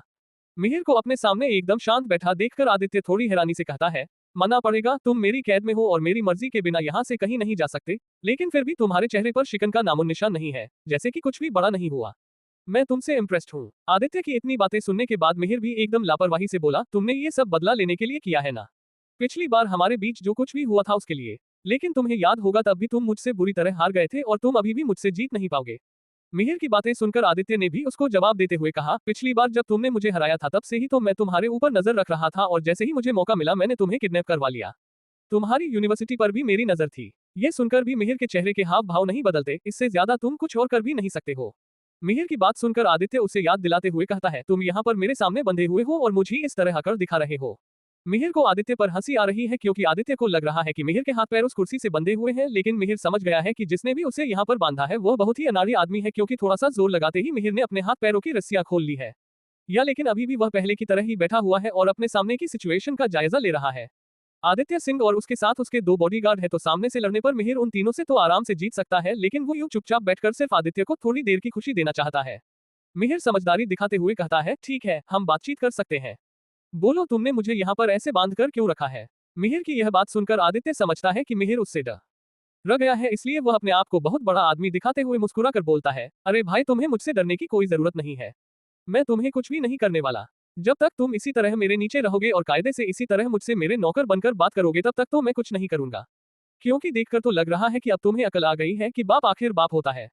आदित्य की ऐसी बेवकूफी भरी बातें सुनकर मिहिर को उस पर हंसी आ रही है, लेकिन वो चुपचाप अपने मन ही मन हंसता है और सामने कुछ भी नहीं कहता। मिहिर को दोबारा ऐसे चुपचाप देखकर आदित्य को पूरा यकीन हो जाता है कि मिहिर उससे डरकर चुप है, इसलिए वह आकर सामने रखे लेदर के सोफे पर लेट जाता है और मिहिर को उसकी पुरानी गलती याद दिलाते हुए कहता है, तुम्हारे जैसे गरीब लड़के ने सबके सामने मेरी बेइज्जती की, ये जाने बिना कि मैं आदित्य सिंह हूँ, कोई छोटा मोटा आदमी नहीं। लेकिन अब जब तुम्हें अपनी गलती का एहसास है तो मैं तुम्हें माफ कर सकता हूँ। आदित्य की ऐसी बातें सुनकर मिहिर नौटंकी करते हुए बोलता है, आदित्य सिंह जी आपका दिल तो बहुत ही बड़ा है। आपने मुझे बिना माफी मांगे ही माफ कर दिया और अगर अब आपकी परमिशन हो तो ये छोटा सा गरीब आदमी आपसे एक सवाल करना चाहता है। आदित्य ने अपनी अकड़ दिखाते हुए कहा, हाँ पूछो। मिहिर ने कहा, आप तो इतने ज्यादा दयालु है और इंटेलिजेंट भी है, तो अगर आप मेरे इस एक सवाल का जवाब दे देंगे तो मेरे मन में आपके लिए जो डर और इज्जत है वह और भी ज्यादा बढ़ जाएगी। मिहिर आदित्य को जितना बेवकूफ समझ रहा था आदित्य शायद उससे भी ज्यादा बेवकूफ है, इसलिए मिहिर के इस तरह बोलने पर वो खुश होते हुए कहता है, हाँ बिल्कुल, मैं इतना ज्यादा इंटेलिजेंट हूँ कि तुम्हारे जैसे बेवकूफों के तो किसी भी सवाल का जवाब दे सकता हूँ। लेकिन आदित्य की सोच के विपरीत मिहिर एकदम गंभीर होकर उससे सवाल करता है, ठीक है, तो मेरा सवाल थोड़ा सा कठिन है, ध्यान से सुनना। मेरा बेटा तुम्हारे बेटे का दादा है, तो मैं तुम्हारा कौन हूँ? मिहिर का ये सवाल सुनकर आदित्य हंसते हुए उसके सवाल का जवाब देते हुए बोलता है, हाँ हाँ हाँ, इतना बचकाना सवाल, बिल्कुल तुम्हारी तरह, तुम मेरे पिता हो। आदित्य को इस तरह पूरे कॉन्फिडेंस में सवाल का सही जवाब देते सुनकर मिहिर बड़ी मुश्किल से अपनी हंसी कंट्रोल करते हुए कहता है, अरे वाह, तुम तो बहुत ही इंटेलिजेंट हो, इतनी जल्दी तुमने मेरे सवाल का बिल्कुल सही जवाब दे दिया। फिर मिहिर ने अपनी आवाज को बुलंद करते हुए कहा, लेकिन अब इस बात को याद भी रखना। मिहिर के इस तरह बोलने पर आदित्य को तुरंत ही एहसास हुआ कि मिहिर ने उसे बेवकूफ बनाया है और यह बात समझ में आते ही वह गुस्से में उसकी तरफ देखते हुए बोला, तुम्हारी हिम्मत कैसे हुई मेरे साथ इस तरह का मजाक करने की? मिहिर ने जैसे ही देखा कि आदित्य को ये बात समझ में आ गई है कि मिहिर उसका मजाक उड़ा रहा है, मिहिर ने उससे कहा, अच्छा तो तुम इतना भी बेवकूफ नहीं हो जितना मैं तुम्हें समझ रहा था। अच्छा है। ये सुनते ही आदित्य गुस्से में लाल पीला होने लगा और उसकी मुठियां भींच गई। गुस्से में आगे बढ़ते हुए आदित्य कहता है, मिहिर के बच्चे, तुझे तो आज मैं छोड़ूंगा नहीं। इतना बोलते हुए वो मिहिर के चेहरे पर एक पंच मारने ही वाला होता है कि मिहिर अगले ही पल उसका हाथ पकड़ लेता है और उसे दूर झटक देता है। ये देखते ही आदित्य हक्का बक्का रह जाता है।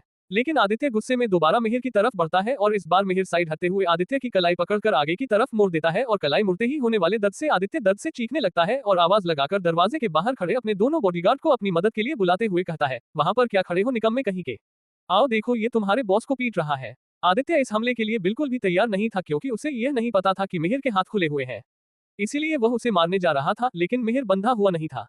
उसने न सिर्फ अपने आप को आदित्य के पंच से बचा लिया बल्कि उस पर काउंटर अटैक भी कर दिया। आदित्य के बुलाते ही उसके दोनों बॉडीगार्ड भागकर उस कमरे के अंदर आए और अपने बॉडीगार्ड को देखकर आदित्य मुस्कुराते हुए बोला, अब तुम्हें कौन बचाएगा मिहिर, बहुत बड़ा फाइटर समझता है तू खुद को। उन बॉडीगार्ड्स को अंदर की तरफ आते देख मिहिर मन ही मन कुछ सोचने लगता है और फिर वह जल्दी से सामने खड़े आदित्य को उसका एक हाथ घुमाकर कसकर पकड़ लेता है और उसके पीछे खड़े होते हुए अपना एक हाथ उसकी गर्दन पर रखते हुए बोलता है, अगर अपने बॉस को जिंदा देखना चाहते हो तो वहीं रुक जाओ तुम दोनों, नहीं तो मैं इसकी गर्दन तोड़ दूंगा। अपने बॉस को इस तरह मिहिर के कब्जे में देखकर वह दोनों बॉडीगार्ड मिहिर और आदित्य से थोड़ी दूरी पर ही रुक जाते हैं, क्योंकि आदित्य भी डरा हुआ है और वह अपने आप को मिहिर से छुड़वा नहीं पा रहा है। मिहिर ने अपना चेहरा आदित्य के कान के नजदीक लाते हुए धीरे से कहा, मिस्टर आदित्य सिंह, सिर्फ पैसे के बल पर ही तुम सब कुछ नहीं कर सकते, आगे फ्यूचर में कहीं कहीं अपने दिमाग का इस्तेमाल करना भी सीख लेना, और ये जो कुछ तुमने मेरे साथ किया इसे मैं ऑफ कोर्स याद रखूंगा और फ्यूचर में भी हम दोबारा जरूर मिलेंगे। आदित्य मिहिर की पकड़ से छूट नहीं पा रहा होता, इसलिए चुपचाप उसकी पूरी बात सुनता है और मिहिर मौका देखकर आदित्य को उन दोनों बॉडीगार्ड की तरफ जोर से एक धक्का देता है और तेजी से दरवाजे की तरफ भागता है। आदित्य दोनों में से एक बॉडीगार्ड के ऊपर गिरता है और उसकी वजह से वह बॉडीगार्ड भी लड़खड़ा जाता है। दूसरा बॉडीगार्ड उन दोनों को संभालने में लग जाता है और इसी बीच मिहिर को वहां से बचकर निकलने का मौका मिल जाता है। मिहिर ने ये सब कुछ बहुत सोच समझ कर किया था। आदित्य मिहिर के अगेंस्ट तो कुछ कर नहीं पाया था, इसलिए अपना सारा गुस्सा अपने लिए काम करने वाले बॉडीगार्ड पर निकालते हुए चिल्लाकर बोलता है, मुझे क्या संभाल रहे हो, उसे पकड़ो बेवकूफों, कामचोर कहीं के। लेकिन तब तक तेजी से भागता हुआ मिहिर दरवाजे से बाहर निकल जाता है और जाने से पहले वह दरवाजा अपनी तरफ खींचकर बाहर से दरवाजे में कुंडी लगा देता है और फिर वहां से भाग जाता है। तारांकन तारांकन तारांकन तारांकन तारांकन। उन तीनों को एक कमरे में लॉक करने के बाद मिहिर सीधा मेन गेट से होता हुआ उस घर से भी बाहर आ जाता है। उस वक्त मिहिर को वहां से निकलने की जल्दी रहती है, इसलिए वह रुक कर यह नोटिस नहीं करता कि वह घर किसका है। वह बस तेजी से सीधा भागता जाता है और जब तक वह मेन रोड पर पहुंचा तब तक ऑलमोस्ट सुबह हो चुकी है। पिछली रात को हुआ हमला और अब भी लगातार भागते रहने की वजह से मिहिर अब बहुत ही ज्यादा थक चुका है, लेकिन अब वह सीधा अपने हॉस्टल की तरफ ही भाग रहा है।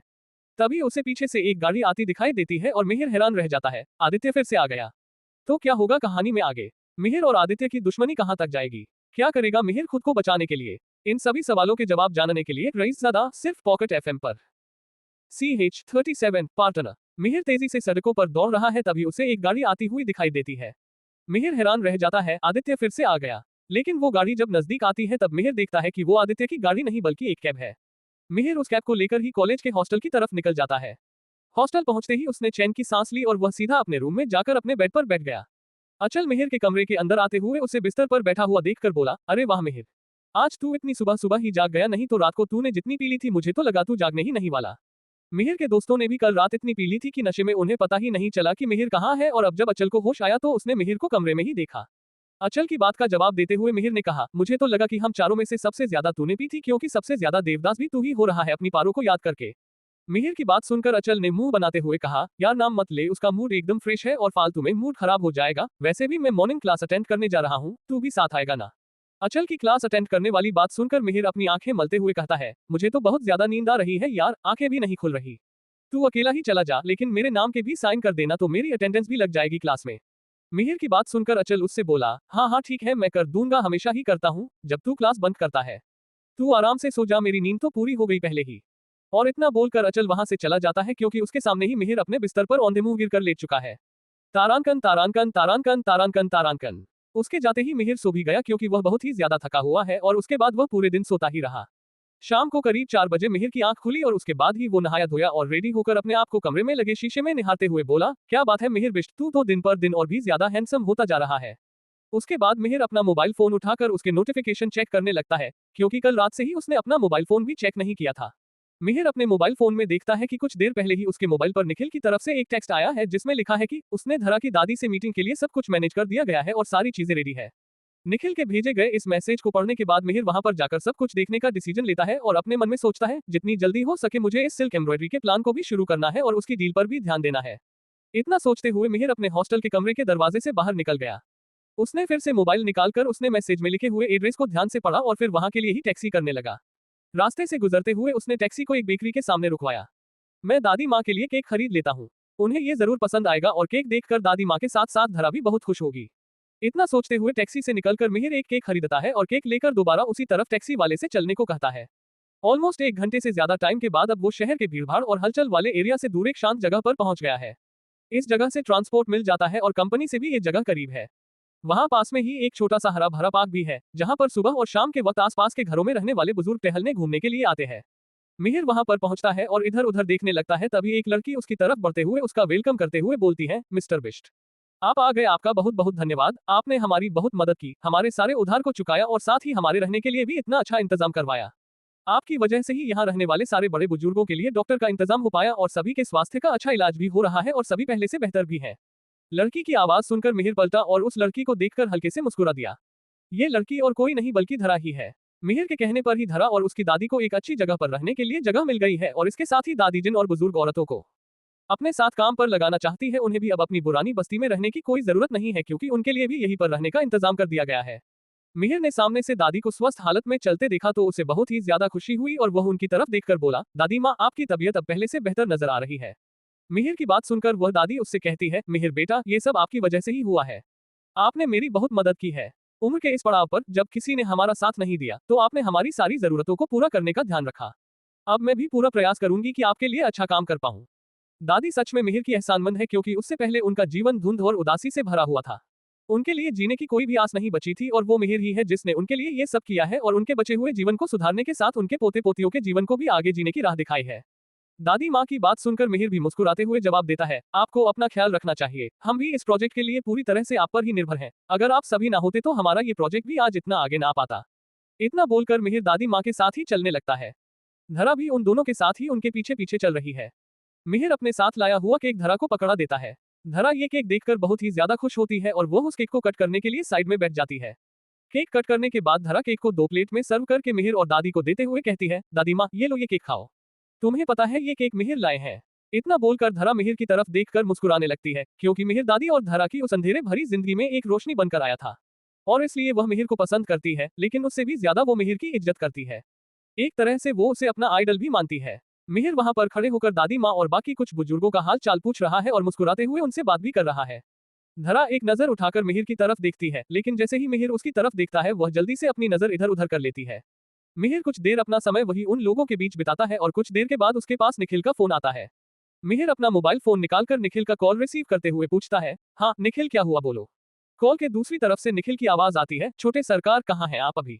मैं तो यहाँ दादी माँ और बाकी बुजुर्गों से मिलने के लिए आया था, लेकिन तुमने फोन क्यों किया? मिहिर के पूछने पर निखिल उसकी बात का जवाब देते हुए बोलता है, छोटे सरकार, मैंने आपको एक बात बताने के लिए फोन किया है कि आज रात आपको एक चैरिटी डिनर में जाना है।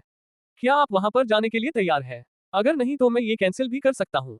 वैसे ये बहुत जरूरी नहीं है, लेकिन अगर आप जाएंगे तो अच्छा होगा। निखिल की इस बात पर मिहिर डिनर पर जाने के लिए राजी होते हुए कहता है, अरे नहीं, कैंसिल करने की कोई जरूरत नहीं है। आज शाम को मैं फ्री हूँ, इसलिए तुम मुझे एड्रेस भेज देना और कार भेज देना, मैं चला जाऊंगा। वैसे यह इतना जरूरी नहीं है, ऐसा क्यों बोला तुमने? मिहिर की बात का जवाब देते हुए निखिल ने बोला, ये डिनर जरूरी इसलिए नहीं है क्योंकि इसे किसी हमारे खास ने नहीं रखा है, लेकिन इसमें सिर्फ एक बात जो जरूरी है वो ये है कि इनमें शामिल होने वाले सारे बड़े लोग अलग अलग इंडस्ट्रीज की टॉप पर्सनैलिटीज है और आपको भी अपने बिजनेस को बढ़ाने के लिए आज नहीं तो कल इन लोगों के शकल में आने की जरूरत पड़ेगी, इसलिए आप अभी से अपना मिलजोल ऐसे लोगों के साथ बनाएंगे तो अच्छा होगा। ठीक है, मैं समझ गया। इतना बोलकर मिहिर कॉल डिस्कनेक्ट कर देता है।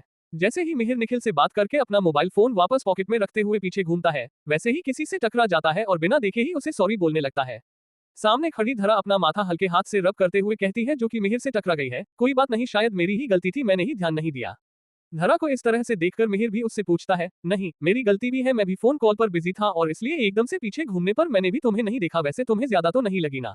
धरा कुछ ज्यादा ही स्माइल करते हुए मिहिर की तरफ देखकर कहती है, नहीं नहीं, मैं ठीक हूँ। इतने दिनों में आज पता नहीं क्यों पहली बार मिहिर को धरा की स्माइल कुछ ठीक नहीं लग रही है। वह जल्दी से वहां से आगे बढ़ते हुए कहता है, ठीक है, मैं अब चलता हूँ, दादी माँ और बाकी लोगों से मिल लूं जाने से पहले। मिहिर की इस बात पर धरा कुछ नहीं कहती और चुपचाप अपना सिर हिलाते हुए वहीं पर खड़ी रहती है। मिहिर आगे बढ़कर बाकी सब से मिलने चला जाता है और फिर उन सब से अलविदा लेकिन वहां से बाहर निकल आता है। तारांकन तारांकन तारांकन तारांकन तारांकन। वहां से बाहर सड़क पर आते हुए मिहिर अपने मन में सोचता है, शाम को चैरिटी डिनर में जाना है और वहां जाने का वक्त भी बस होने वाला है, तो अब मैं वापस हॉस्टल जाकर क्या करूंगा? सीधे उस एड्रेस पर ही चला जाता हूँ। तभी मिहिर के मोबाइल पर एक नोटिफिकेशन टोन रिंग होती है और वह अपना मोबाइल फोन निकालकर मैसेज चेक करने लगता है। वह निखिल का मैसेज है। उसने मिहिर को रात के डिनर के लिए मूनलाइट होटल का एड्रेस मैसेज किया है और वहां पर ही उसके डिनर के लिए रेडी होने का इंतजाम भी कर दिया है। निखिल के भेजे गए वह मैसेज पढ़ते हुए मिहिर अपने आप से कहता है, अच्छा तो मुझे मूनलाइट होटल जाना है और वह यहाँ से ज्यादा दूर नहीं है। इतना बोलते हुए मिहिर वहां पर टैक्सी देखने लगता है, लेकिन वह जगह शहर से दूर है और जब मिहिर आया तब वहां पर थोड़ा बहुत ट्रांसपोर्ट दिख रहा था, लेकिन अभी दूर दूर तक कोई टैक्सी नजर नहीं आ रही है। मिहिर थोड़ी देर इंतजार करने के लिए सोचता है, लेकिन अभी 5 मिनट भी नहीं हुए होते कि एक चमचमाती कार उसके सामने आकर रुकती है। उस कार को देखते ही मिहिर के चेहरे पर एक जानी पहचानी मुस्कुराहट आ जाती है, क्योंकि वह उस कार को अच्छी तरह से जानता है। वह उस कार में पहले भी बैठ चुका है और इस बार भी वो बिना कुछ कहे चुपचाप उस कार में बैठ जाता है और वह कार वहां से मूनलाइट होटल की तरफ ही बढ़ जाती है। तारांकन तारांकन तारांकन तारांकन तारांकन। कुछ ही देर में मिहिर मूनलाइट होटल पहुंच जाता है, जहां पर उसके लिए पहले से ही एक कमरा बुक है और उस कमरे में पहुंचते ही उसे निखिल का कॉल आता है और वह बताता है कि उसने उसके डिजाइनर सूट के साथ एक डिजाइनर को भी भेजा है। वह मिहिर की पार्टी के लिए रेडी होने में मदद करेगी और साथ ही उसके साथ आज रात की पार्टी के लिए उसकी पार्टनर भी होगी। मिहिर को ये सारी बातें समझ में नहीं आती है और वह थोड़ा सा कंफ्यूज होकर निखिल से पूछता है, लेकिन इन सब चीजों की क्या जरूरत है? डिजाइनर सूट और पार्टी के लिए पार्टनर लड़की, मुझे इन सब चीजों की आदत नहीं है। क्या ये जरूरी है? मिहिर के सवाल का जवाब देते हुए निखिल कहता है, हाँ सर, डेफिनेटली ये जरूरी है, इसलिए मैंने इन सब का इंतजाम किया है। तो फिर मिहिर भी उससे और कुछ नहीं कह पाता, लेकिन मिहिर को ये सब अजीब लगता है। आखिर किसी पार्टनर की इस डिनर में क्या जरूरत है? तो क्या होगा कहानी में आगे? आखिर क्यों निखिल ने मिहिर के लिए पार्टनर को भी तैयार किया है? क्या होगा मिहिर के साथ इस डिनर में, जानने के लिए सुनिए रईस ज़्यादा सिर्फ पॉकेट एफएम पर। CH38 dinner. मिहिर को अभी भी निखिल की बात समझ नहीं आ रही होती कि उसे इस डिनर पार्टी में जाने के लिए किसी पार्टनर की क्या जरूरत है। अभी मिहिर ये सब सोच ही रहा होता है कि तभी उसके डोर पर नॉक करने की आवाज आती है। वह आवाज सुनकर मिहिर ने कहा, यस कम इन। उसके बाद होटल रूम का दरवाजा खुलते ही होटल के 2 बेल बॉय एक बड़ी सी ट्रॉली जैसी अलमारी लेकर होटल रूम के अंदर आते हैं और उस ट्रॉली पर कई सारे सूट हैंगर में लगे हुए होते हैं और उन दोनों के साथ ही एक लड़की भी अंदर आती है। उस लड़की को देखकर मिहिर हैरान रह जाता है, क्योंकि ये लड़की कोई और नहीं बल्कि नेहा है, जिसकी मदद से ही सौरभ बख्शी की असलियत सबके सामने आई थी। नेहा की तरफ देखते हुए मिहिर ने कहा, नेहा तुम? मिहिर की बात का जवाब देते हुए वह नेहा मुस्कुराकर बोलती है और उन दोनों बेल बॉयज को वहां से जाने का इशारा करती है। हाँ मैं, निखिल सर ने आपको मेरे बारे में बताया होगा कि आज रात की पार्टी के लिए मैं आपकी पार्टनर हूँ और यह सारी ड्रेस भी मैं ही लेकर आई हूँ और यह सारे कपड़े खास आपके लिए ही तैयार किए गए हैं। नेहा का इशारा समझते ही वह दोनों बेल बॉयज ट्रॉली उसके आगे सरका कर वहां से चले जाते हैं। फिर नेहा उन डिजाइनर सूट्स में से एक गहरे नीले रंग का सूट निकालकर मिहिर की तरफ बढ़ा देती है। मिहिर नेहा के हाथ से उस 3 पीस सूट को तो लेता है, लेकिन मिहिर के चेहरे पर हैरानी और परेशानी साफ दिखाई दे रही होती है। नेहा मिहिर का चेहरा पढ़ लेती है और उसकी तरफ देखकर बोलती है, कोई बात है जो आपको परेशान कर रही है? मिहिर उसे नजरअंदाज करता हुआ कहता है, नहीं कुछ नहीं। फिर नेहा मुस्कुराते हुए कहती है, तो ठीक है, फिर आपको ये सूट पहनकर तैयार होना है। आप तैयार हो जाइए, तब तक मैं भी तैयार हो जाती हूँ। मिहिर नेहा की बात सुनकर हाँ में अपना सिर हिलाता है और सीधा चेंजिंग रूम की तरफ ही बढ़ जाता है। तारांकन तारांकन तारांकन तारांकन तारांकन। कुछ देर के बाद मिहिर तैयार होकर वहां आता है और तब तक नेहा भी रेड कलर का लॉन पार्टी गाउन पहनकर एकदम तैयार होती है। मिहिर नेहा को देखता ही रह जाता है, क्योंकि नेहा इस वक्त बहुत ही खूबसूरत दिखाई दे रही है। उसका रॉयल गाउन, बालों का टाइट जुड़ा और होठों पर सुर्ख लाल लिपस्टिक उसे बहुत ही गॉर्जियस बना रही है। मिहिर एक टक बस नेहा को ही देखता जा रहा होता है। मिहिर की आंखों के सामने अपना हाथ हिलाते हुए नेहा ने कहा, नीचे पार्टी हॉल में चले सर? नेहा के इस तरह पूछने पर मिहिर भी थोड़ा सा चौंकते हुए बोला, हाँ ठीक है चलो। तारांकन तारांकन तारांकन तारांकन तारांकन।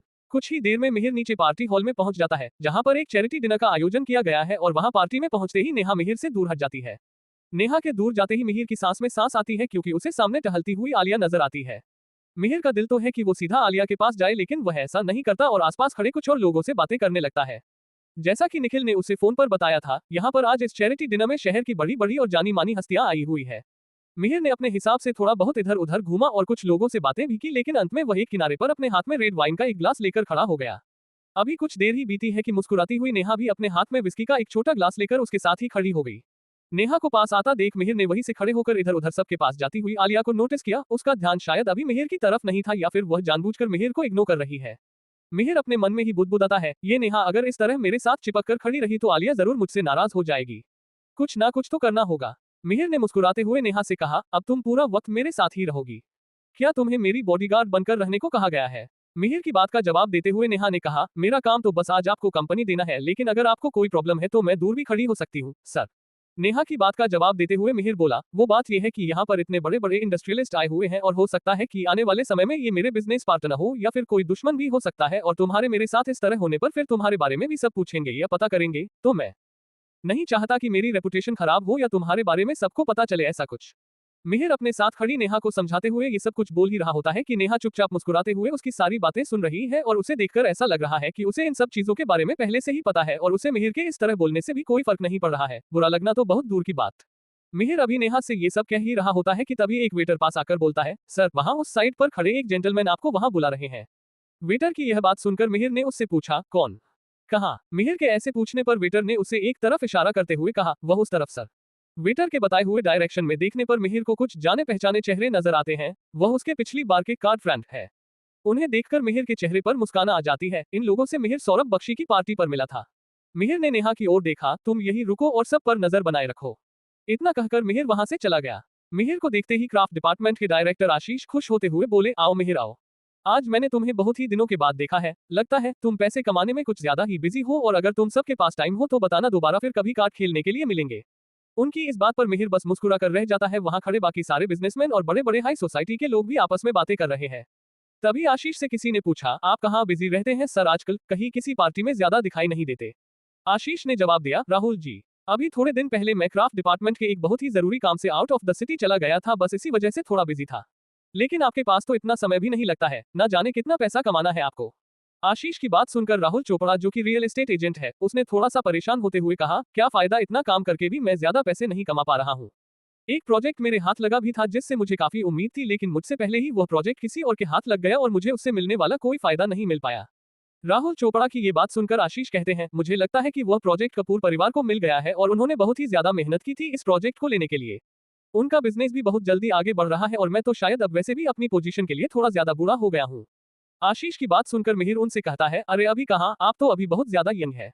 मिहिर की बात सुनकर आशीष और राहुल चोपड़ा दोनों मुस्कुराते हैं। राहुल चोपड़ा ने मिहिर की बात पर बोला, अपनी कंपनी के बेस्ट फ्यूचर के लिए आने वाले टाइम में हमें तुम्हारे जैसे युवा लोगों की जरूरत होगी और मुझे उम्मीद है कि तुम मेरी हेल्प जरूर करोगे। उन तीनों के अलावा चौथा शख्स जो वहां पर खड़ा है वो है famous tea industrialist Shubham Sharma, और वह हमेशा की तरह ही चुपचाप मुस्कुराते हुए वहां पर खड़ा है और उन सब की बातें सुन रहा है। वह कभी भी ज्यादा बात नहीं करता। मिहिर भी उससे बात करने में इतना ज्यादा इंटरेस्टेड नहीं है, क्योंकि मिहिर टी इंडस्ट्री को इतनी अच्छी तरह से नहीं समझता, पर उसे लगता है कि धीरे धीरे वह समझ जाएगा। अब यहाँ इतने लोगों से मिलकर, जो कि अलग अलग इंडस्ट्री से थे, मिहिर को लग रहा है उसे बहुत सारी चीजें सीखने की जरूरत है। उन सब बड़े बड़े बिजनेसमैन और इंडस्ट्रियलिस्ट की बातें सुनकर मिहिर यह सब अपने मन में सोच रहा है, ये सब कुछ तो मेरी बिजनेस स्टडीज के फाइनेंशियल और इकोनॉमिकल कोर्स में भी नहीं सिखाते हैं। लगता है एक्सपर्ट से ही सीखना होगा। वहां पर खड़े उन लोगों की बातें सुनकर मिहिर को पता चला कि आज चैरिटी डिनर का एक ऑक्शन यहाँ पर ही कुछ देर बाद शुरू होगा। वहां पर बीच में एक बड़ा सा स्टेज लगा हुआ है, और जैसे ही उन लोगों को ऑक्शन के बारे में पता चला, वह सब उस तरफ ही जाने लगते हैं। ऑक्शन बस शुरू होने वाला है, चलो चलो उस तरफ चलते हैं। सभी लोगों को स्टेज की तरफ बढ़ते देखकर मिहिर ने उनसे पूछा, क्या सभी का इस नीलामी में शामिल होना जरूरी है? मिहिर के पूछने पर आशीष उसे सलाह देते हैं, ऐसा कोई जरूरी नहीं है, लेकिन मेरी सलाह मानो तो तुम्हें इसमें शामिल होना चाहिए। इससे तुम्हें बहुत सारी नई बातें पता चलेंगी और एक नया एक्सपीरियंस भी मिलेगा। आशीष की इस सलाह पर सोचते हुए मिहिर भी उस तरफ ही बढ़ जाता है और स्टेज के सामने जहां सारे वीआईपी मेंबर के लिए चेयर लगी हुई है, वहां पर ही जाकर खड़ा हो जाता है। और जब वहां पर कुर्सियों में बैठे कुछ लोग उससे भी बैठने का आग्रह करते हैं, तो फिर मिहिर भी एक चेयर पर बैठ जाता है। मिहिर वहां पर हो रही बाकी सारी चीजों पर गौर कर रहा है, क्योंकि उसे ऐसी जगह का कोई आइडिया नहीं है, इसलिए वह वहां मौजूद सब लोगों को ध्यान से देख रहा है। कुछ ही देर के बाद वह चैरिटी ऑक्शन शुरू हुआ और सामने स्टेज पर ऑक्शनियर आता है और वहां पर मौजूद सभी लोगों को संबोधित करते हुए बोलता है, good evening to all respected guest and members. आज हम देश के दक्षिणी भाग में हुई बाढ़ के लिए ये चैरिटी होस्ट कर रहे हैं, और आज यहाँ की नीलामी में मिली हुई सारी धनराशि हम बाढ़ के राहत कोष के लिए दान कर देंगे। हमें उम्मीद है आप सभी इसमें बढ़ चढ़कर हिस्सा लेंगे, क्योंकि यह एक बहुत ही नेक काम है।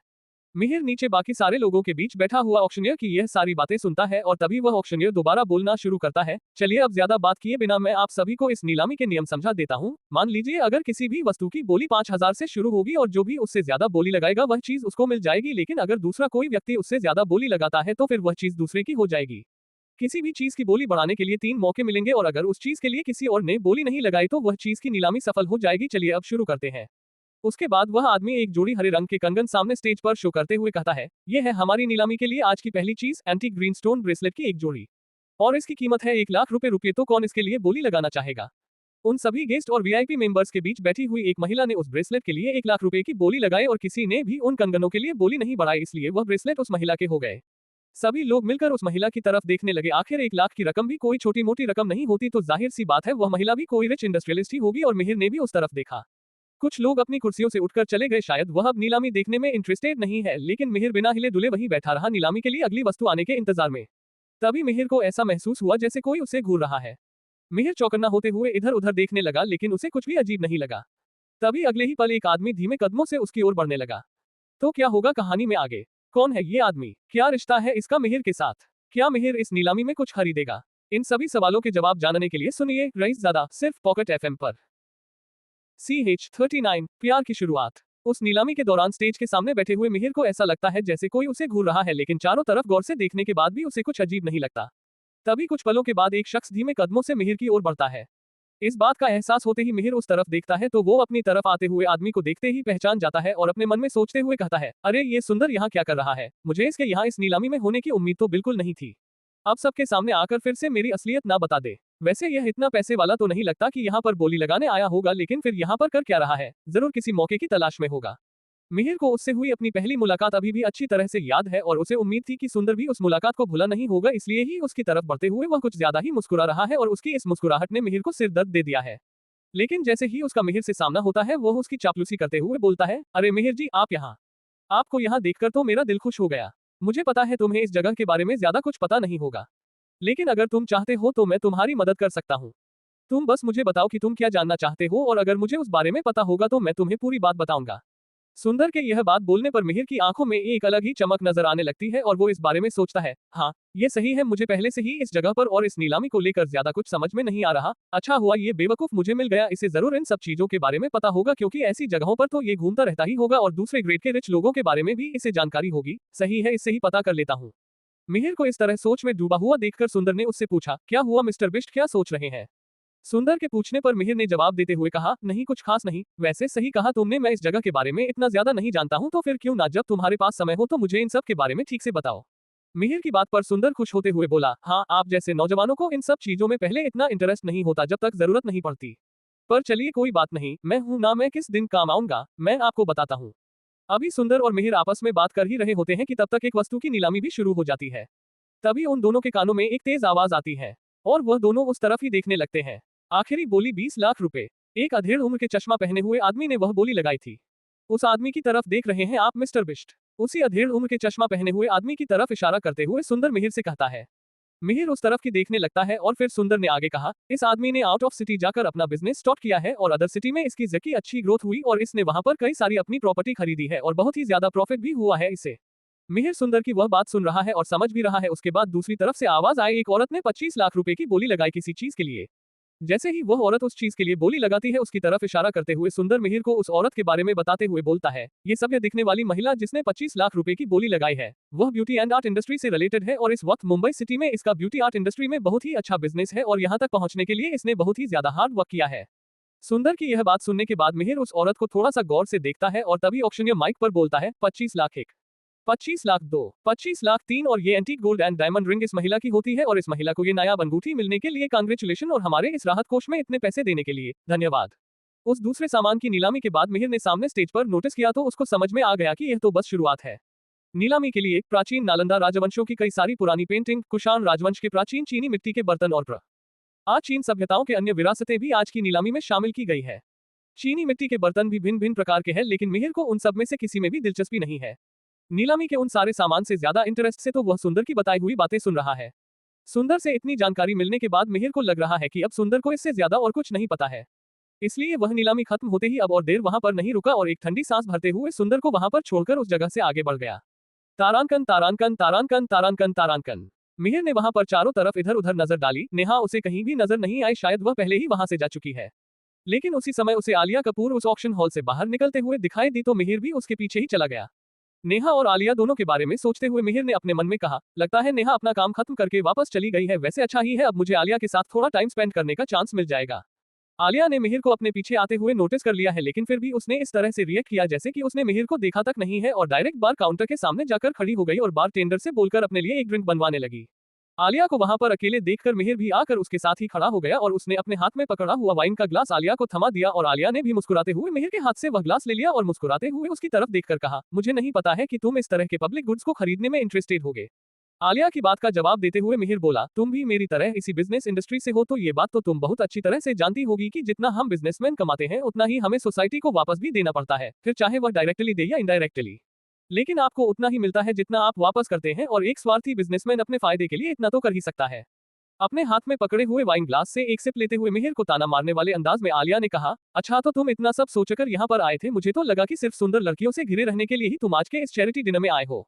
आलिया की इस बात से मिहिर समझ जाता है कि आलिया ने उसे नेहा के साथ आज की डिनर पार्टी में देख लिया है और उस बात की खुन्नसी वो यहाँ पर निकाल रही है ऐसी बातों से। मिहिर जानबूझकर आलिया को और परेशान करने का सोचकर बोला, अरे तो क्या करूं, अब लड़कियां खुद ही मेरे आगे पीछे घूमती रहती है, आखिर मैं इतना हैंडसम जो हूं और तुम्हें तो अब इस बात की आदत डाल लेनी चाहिए। मिहिर की इस बात पर आलिया बुरा सा मुंह बनाते हुए कहती है, हाँ ठीक है, ज्यादा उड़ो मत, थोड़े दिनों के बाद जब तू ये बाहर का खाना खा खाकर और इस तरह ड्रिंक कर कर के मोटे हो जाओगे ना, तब देखती हूँ तुम्हारे आसपास कैसे ये सब परियां मंडराएंगी, कोई भी नहीं भटकेगा तुम्हारे पास, फिर सिर्फ मैं ही मिलूंगी तुम्हें। ये बात सुनकर मिहिर भी उसका मजाक उड़ाते हुए कहता है, हाँ तब तक तुम भी तो मोटी हो जाओगी ना, तो ये मेरी मोटी मंगेतर अपने मोटे मंगेतर का ही तो इंतजार करोगी, और उस वक्त अगर तुम मेरे साथ होगी तो फिर मुझे दूसरी और खूबसूरत लड़कियों की जरूरत क्यों पड़ेगी। मिलिर की बात का जवाब देते हुए आलिया ने कहा, नहीं मैं बिल्कुल भी मोटी नहीं होंगी और जरा सा भी नहीं बदलूंगी और ना ही तुम्हारा इंतजार करूंगी, तुम्हें पता नहीं ये गलतफहमी कब से हो गई। आलिया की बात सुनकर मिहिर ने उसकी आंखों में झांककर उससे सवाल किया, क्या सच में। मिहिर के इस तरह पूछने पर आलिया भी फुल कॉन्फिडेंस से उसकी बात का जवाब देते हुए कहती है, यस ऑफ कोर्स। आलिया के इस तरह कॉन्फिडेंस से जवाब देने पर मिहिर उसकी तरफ देखकर मुस्कुराता है, क्योंकि मिहिर चाहता है कि आलिया एक स्ट्रांग पर्सनैलिटी वाली वर्किंग वुमन बने और अपनी पहचान खुद बनाए। आलिया पहले से ही एक सेल्फ मेड वुमेन है और किसी भी तरह से वो अपनी फैमिली पर डिपेंडेंट नहीं है, और मिहिर को आलिया इसीलिए अच्छी लगती है क्योंकि वो बाकी लड़कियों से अलग है, खासकर वह जो मिहिर के आगे पीछे घूमती रहती है। मिहिर ये सब सोचते हुए आलिया की तरफ देखकर मुस्कुराता रहता है, लेकिन आलिया के दिमाग में इस वक्त बहुत कुछ चल रहा है और वो मिहिर की तरफ देखते हुए सीधे और साफ शब्दों में बोलती है, लुक मिहिर, सब कुछ ऐसे नहीं चल पाएगा, इस बात को याद रखो कि मैं तुम्हारी मंगेतर हूँ और अगर तुम्हें मेरे साथ कोई भी रिश्ता रखना है तो फिर तुम्हें पूरी तरह से उस रिश्ते को निभाना होगा। मिहिर थोड़ी शरारत भरी नजरों से आलिया की तरफ देखते हुए उससे बोला, और अगर मेरा ये आवारा मन इधर उधर भटका तो।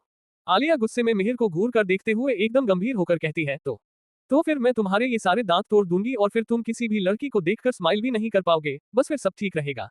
इतना कहकर आलिया गुस्से में वहां से जाने लगी। आलिया को इस तरह गुस्सा होते देख मिहिर ने उसे रोकते हुए कहा, अरे अरे आलिया यार कूल डाउन, मैं तो बस मजाक कर रहा था और तुम्हें इतना ज्यादा इनसिक्योर होने की कोई जरूरत नहीं है, क्योंकि आज जिस लड़की को तुमने मेरे साथ देखा वह बस सिर्फ मेरे लिए काम करती है और कुछ भी नहीं।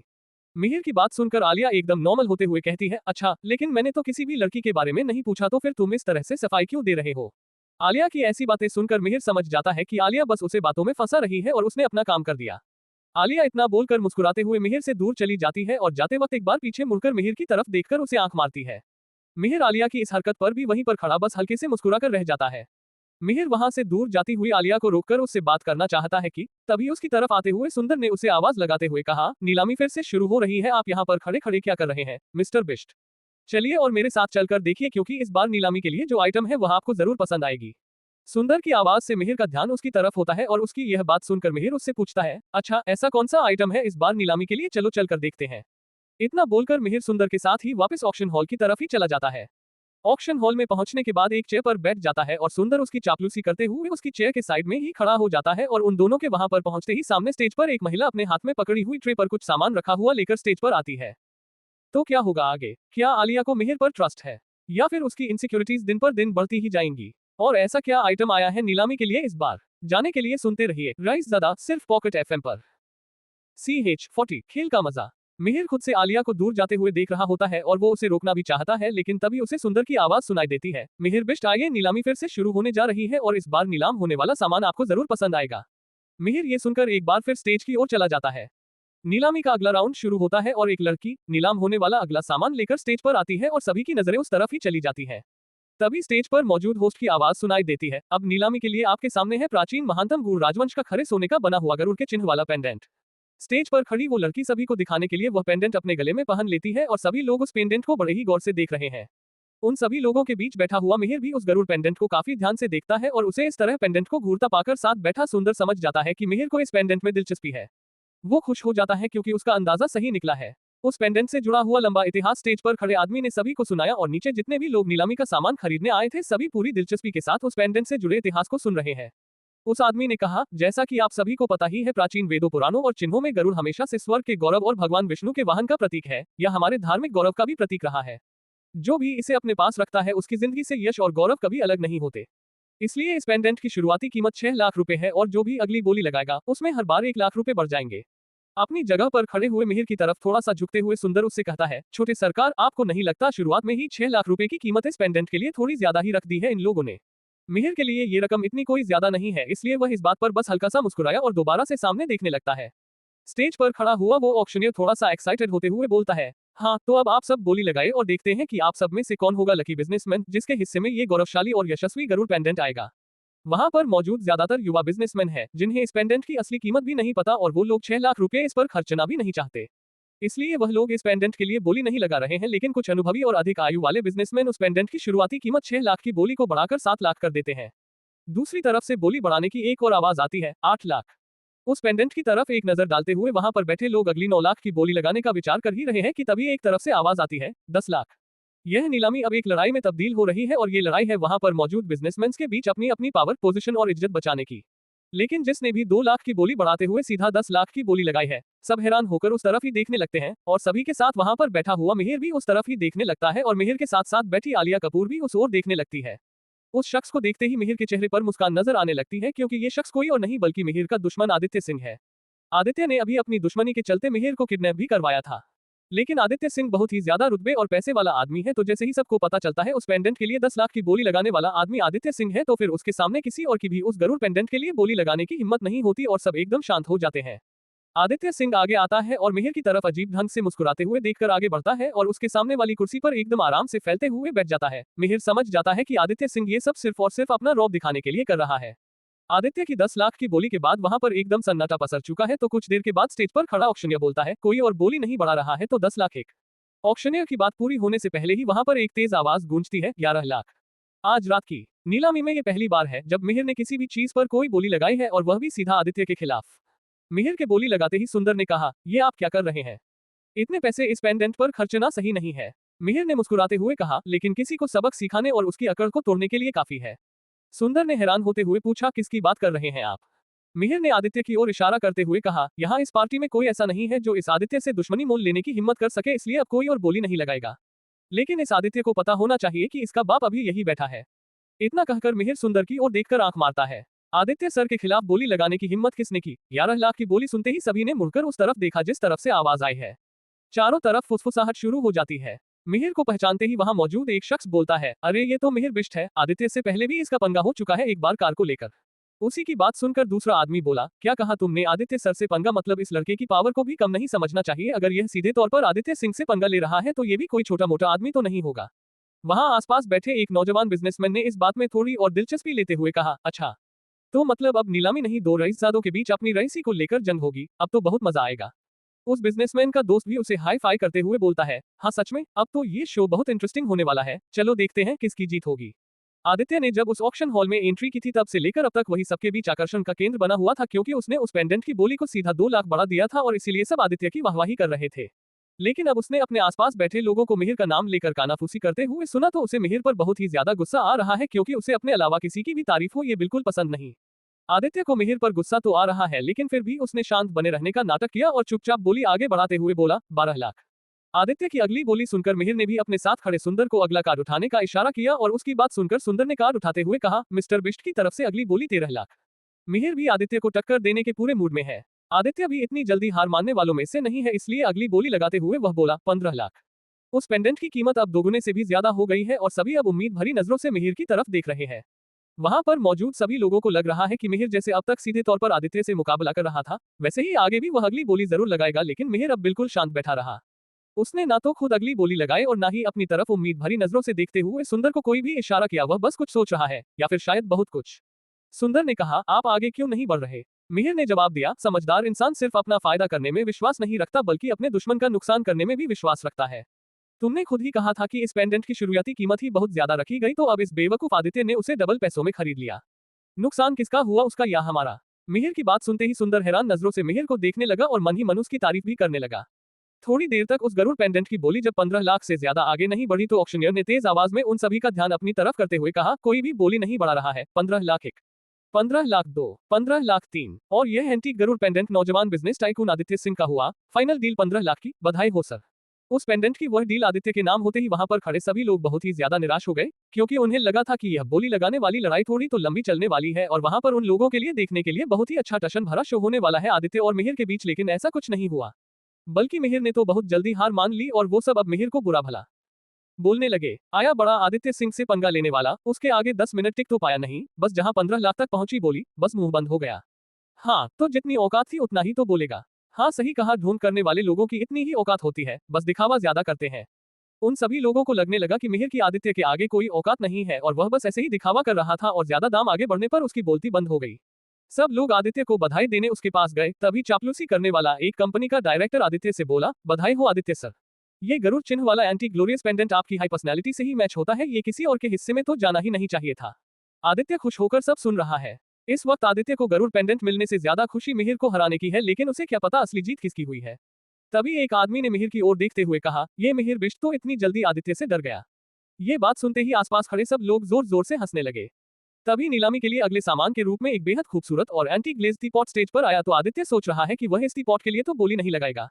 वैसे देखा जाए तो आदित्य कम रईस नहीं है कि वो इसे खरीद ना पाए, लेकिन फिर भी वह अब थोड़ा समझदारी से काम लेना चाहता है। तभी मिहिर के दिमाग में एक बात सूझी और उसने उस टी पॉट के लिए बोली लगाई, 1 लाख रुपये। मिहिर की आवाज आदित्य के कानों में पड़ी, जिसे सुनते ही आदित्य ने भी तुरंत ही अगली बोली बढ़ा दी, 1,50,000। आदित्य बोली बढ़ाते हुए बोला। आदित्य की तरफ देखते हुए चेहरे पर एक रहस्यमय मुस्कान के साथ मिहिर ने अपने पीछे खड़े डायरेक्टर सुंदर को एक इशारा किया और उसने मिहिर का इशारा समझते हुए बोला, 2 लाख। आदित्य और मिहिर के बीच दोबारा से एक खेल शुरू हो गया और सब फिर से दिलचस्पी भरी निगाहों से उन दोनों को देख रहे हैं, लेकिन ये खेल इस बार ज्यादा लंबा नहीं चला क्योंकि अगली बोली आदित्य ने सीधा 3 लाख रुपए की लगाई। लेकिन इस बार भी मिहिर पहले की तरह ही एकदम चुपचाप बैठा रहा। ऑक्शनियर ने उस सामान की बोली को फाइनल करते हुए कहा, 3 लाख में anti glaze teapot Aditya sir का होता है। और उसके बाद जो सामान आदित्य ने खरीदा वह तो बिल्कुल भी उसके लिए किसी भी काम का नहीं है। एक इंपीरियल हाउस मैप, एक यंग बिजनेसमैन के ये सारी चीजें भला किस काम आएंगी, लेकिन फिर भी मिहिर को नीचा दिखाने के लिए उससे दोगुनी बोली लगाकर आदित्य ने वह मैप भी खरीद लिया। इसी तरह मिहिर ने अपनी समझदारी से सारी चीजों की कीमत लगभग दोगुनी से ज्यादा करवाकर आदित्य से खरीदवा दी और उसका नुकसान किया। अंत में आदित्य अकड़ता हुआ मिहिर के करीब बढ़ा और उसे देखते ही मिहिर जोर जोर से हंसने लगा। आदित्य हैरान नजरों से उसे देखने लगा। तो क्या होगा आगे, क्या करेगा आदित्य जब उसे पता चलेगा कि मिहिर ने कैसी चाल चली है? मिहिर आगे क्या करने वाला? इन सभी सवालों के जवाब जानने के लिए सुनिए रईसज़ादा सिर्फ पॉकेट एफएम पर। आज के लिए बस इतना ही। अगर आप इस कहानी के बारे में और अधिक जानकारी चाहते हैं तो पढ़ते रहिए कहानी रईसज़ादा। और अगर आपको ये कहानी पसंद आए हो तो प्लीज लाइक, सब्सक्राइब और शेयर करें। धन्यवाद। Folded hands.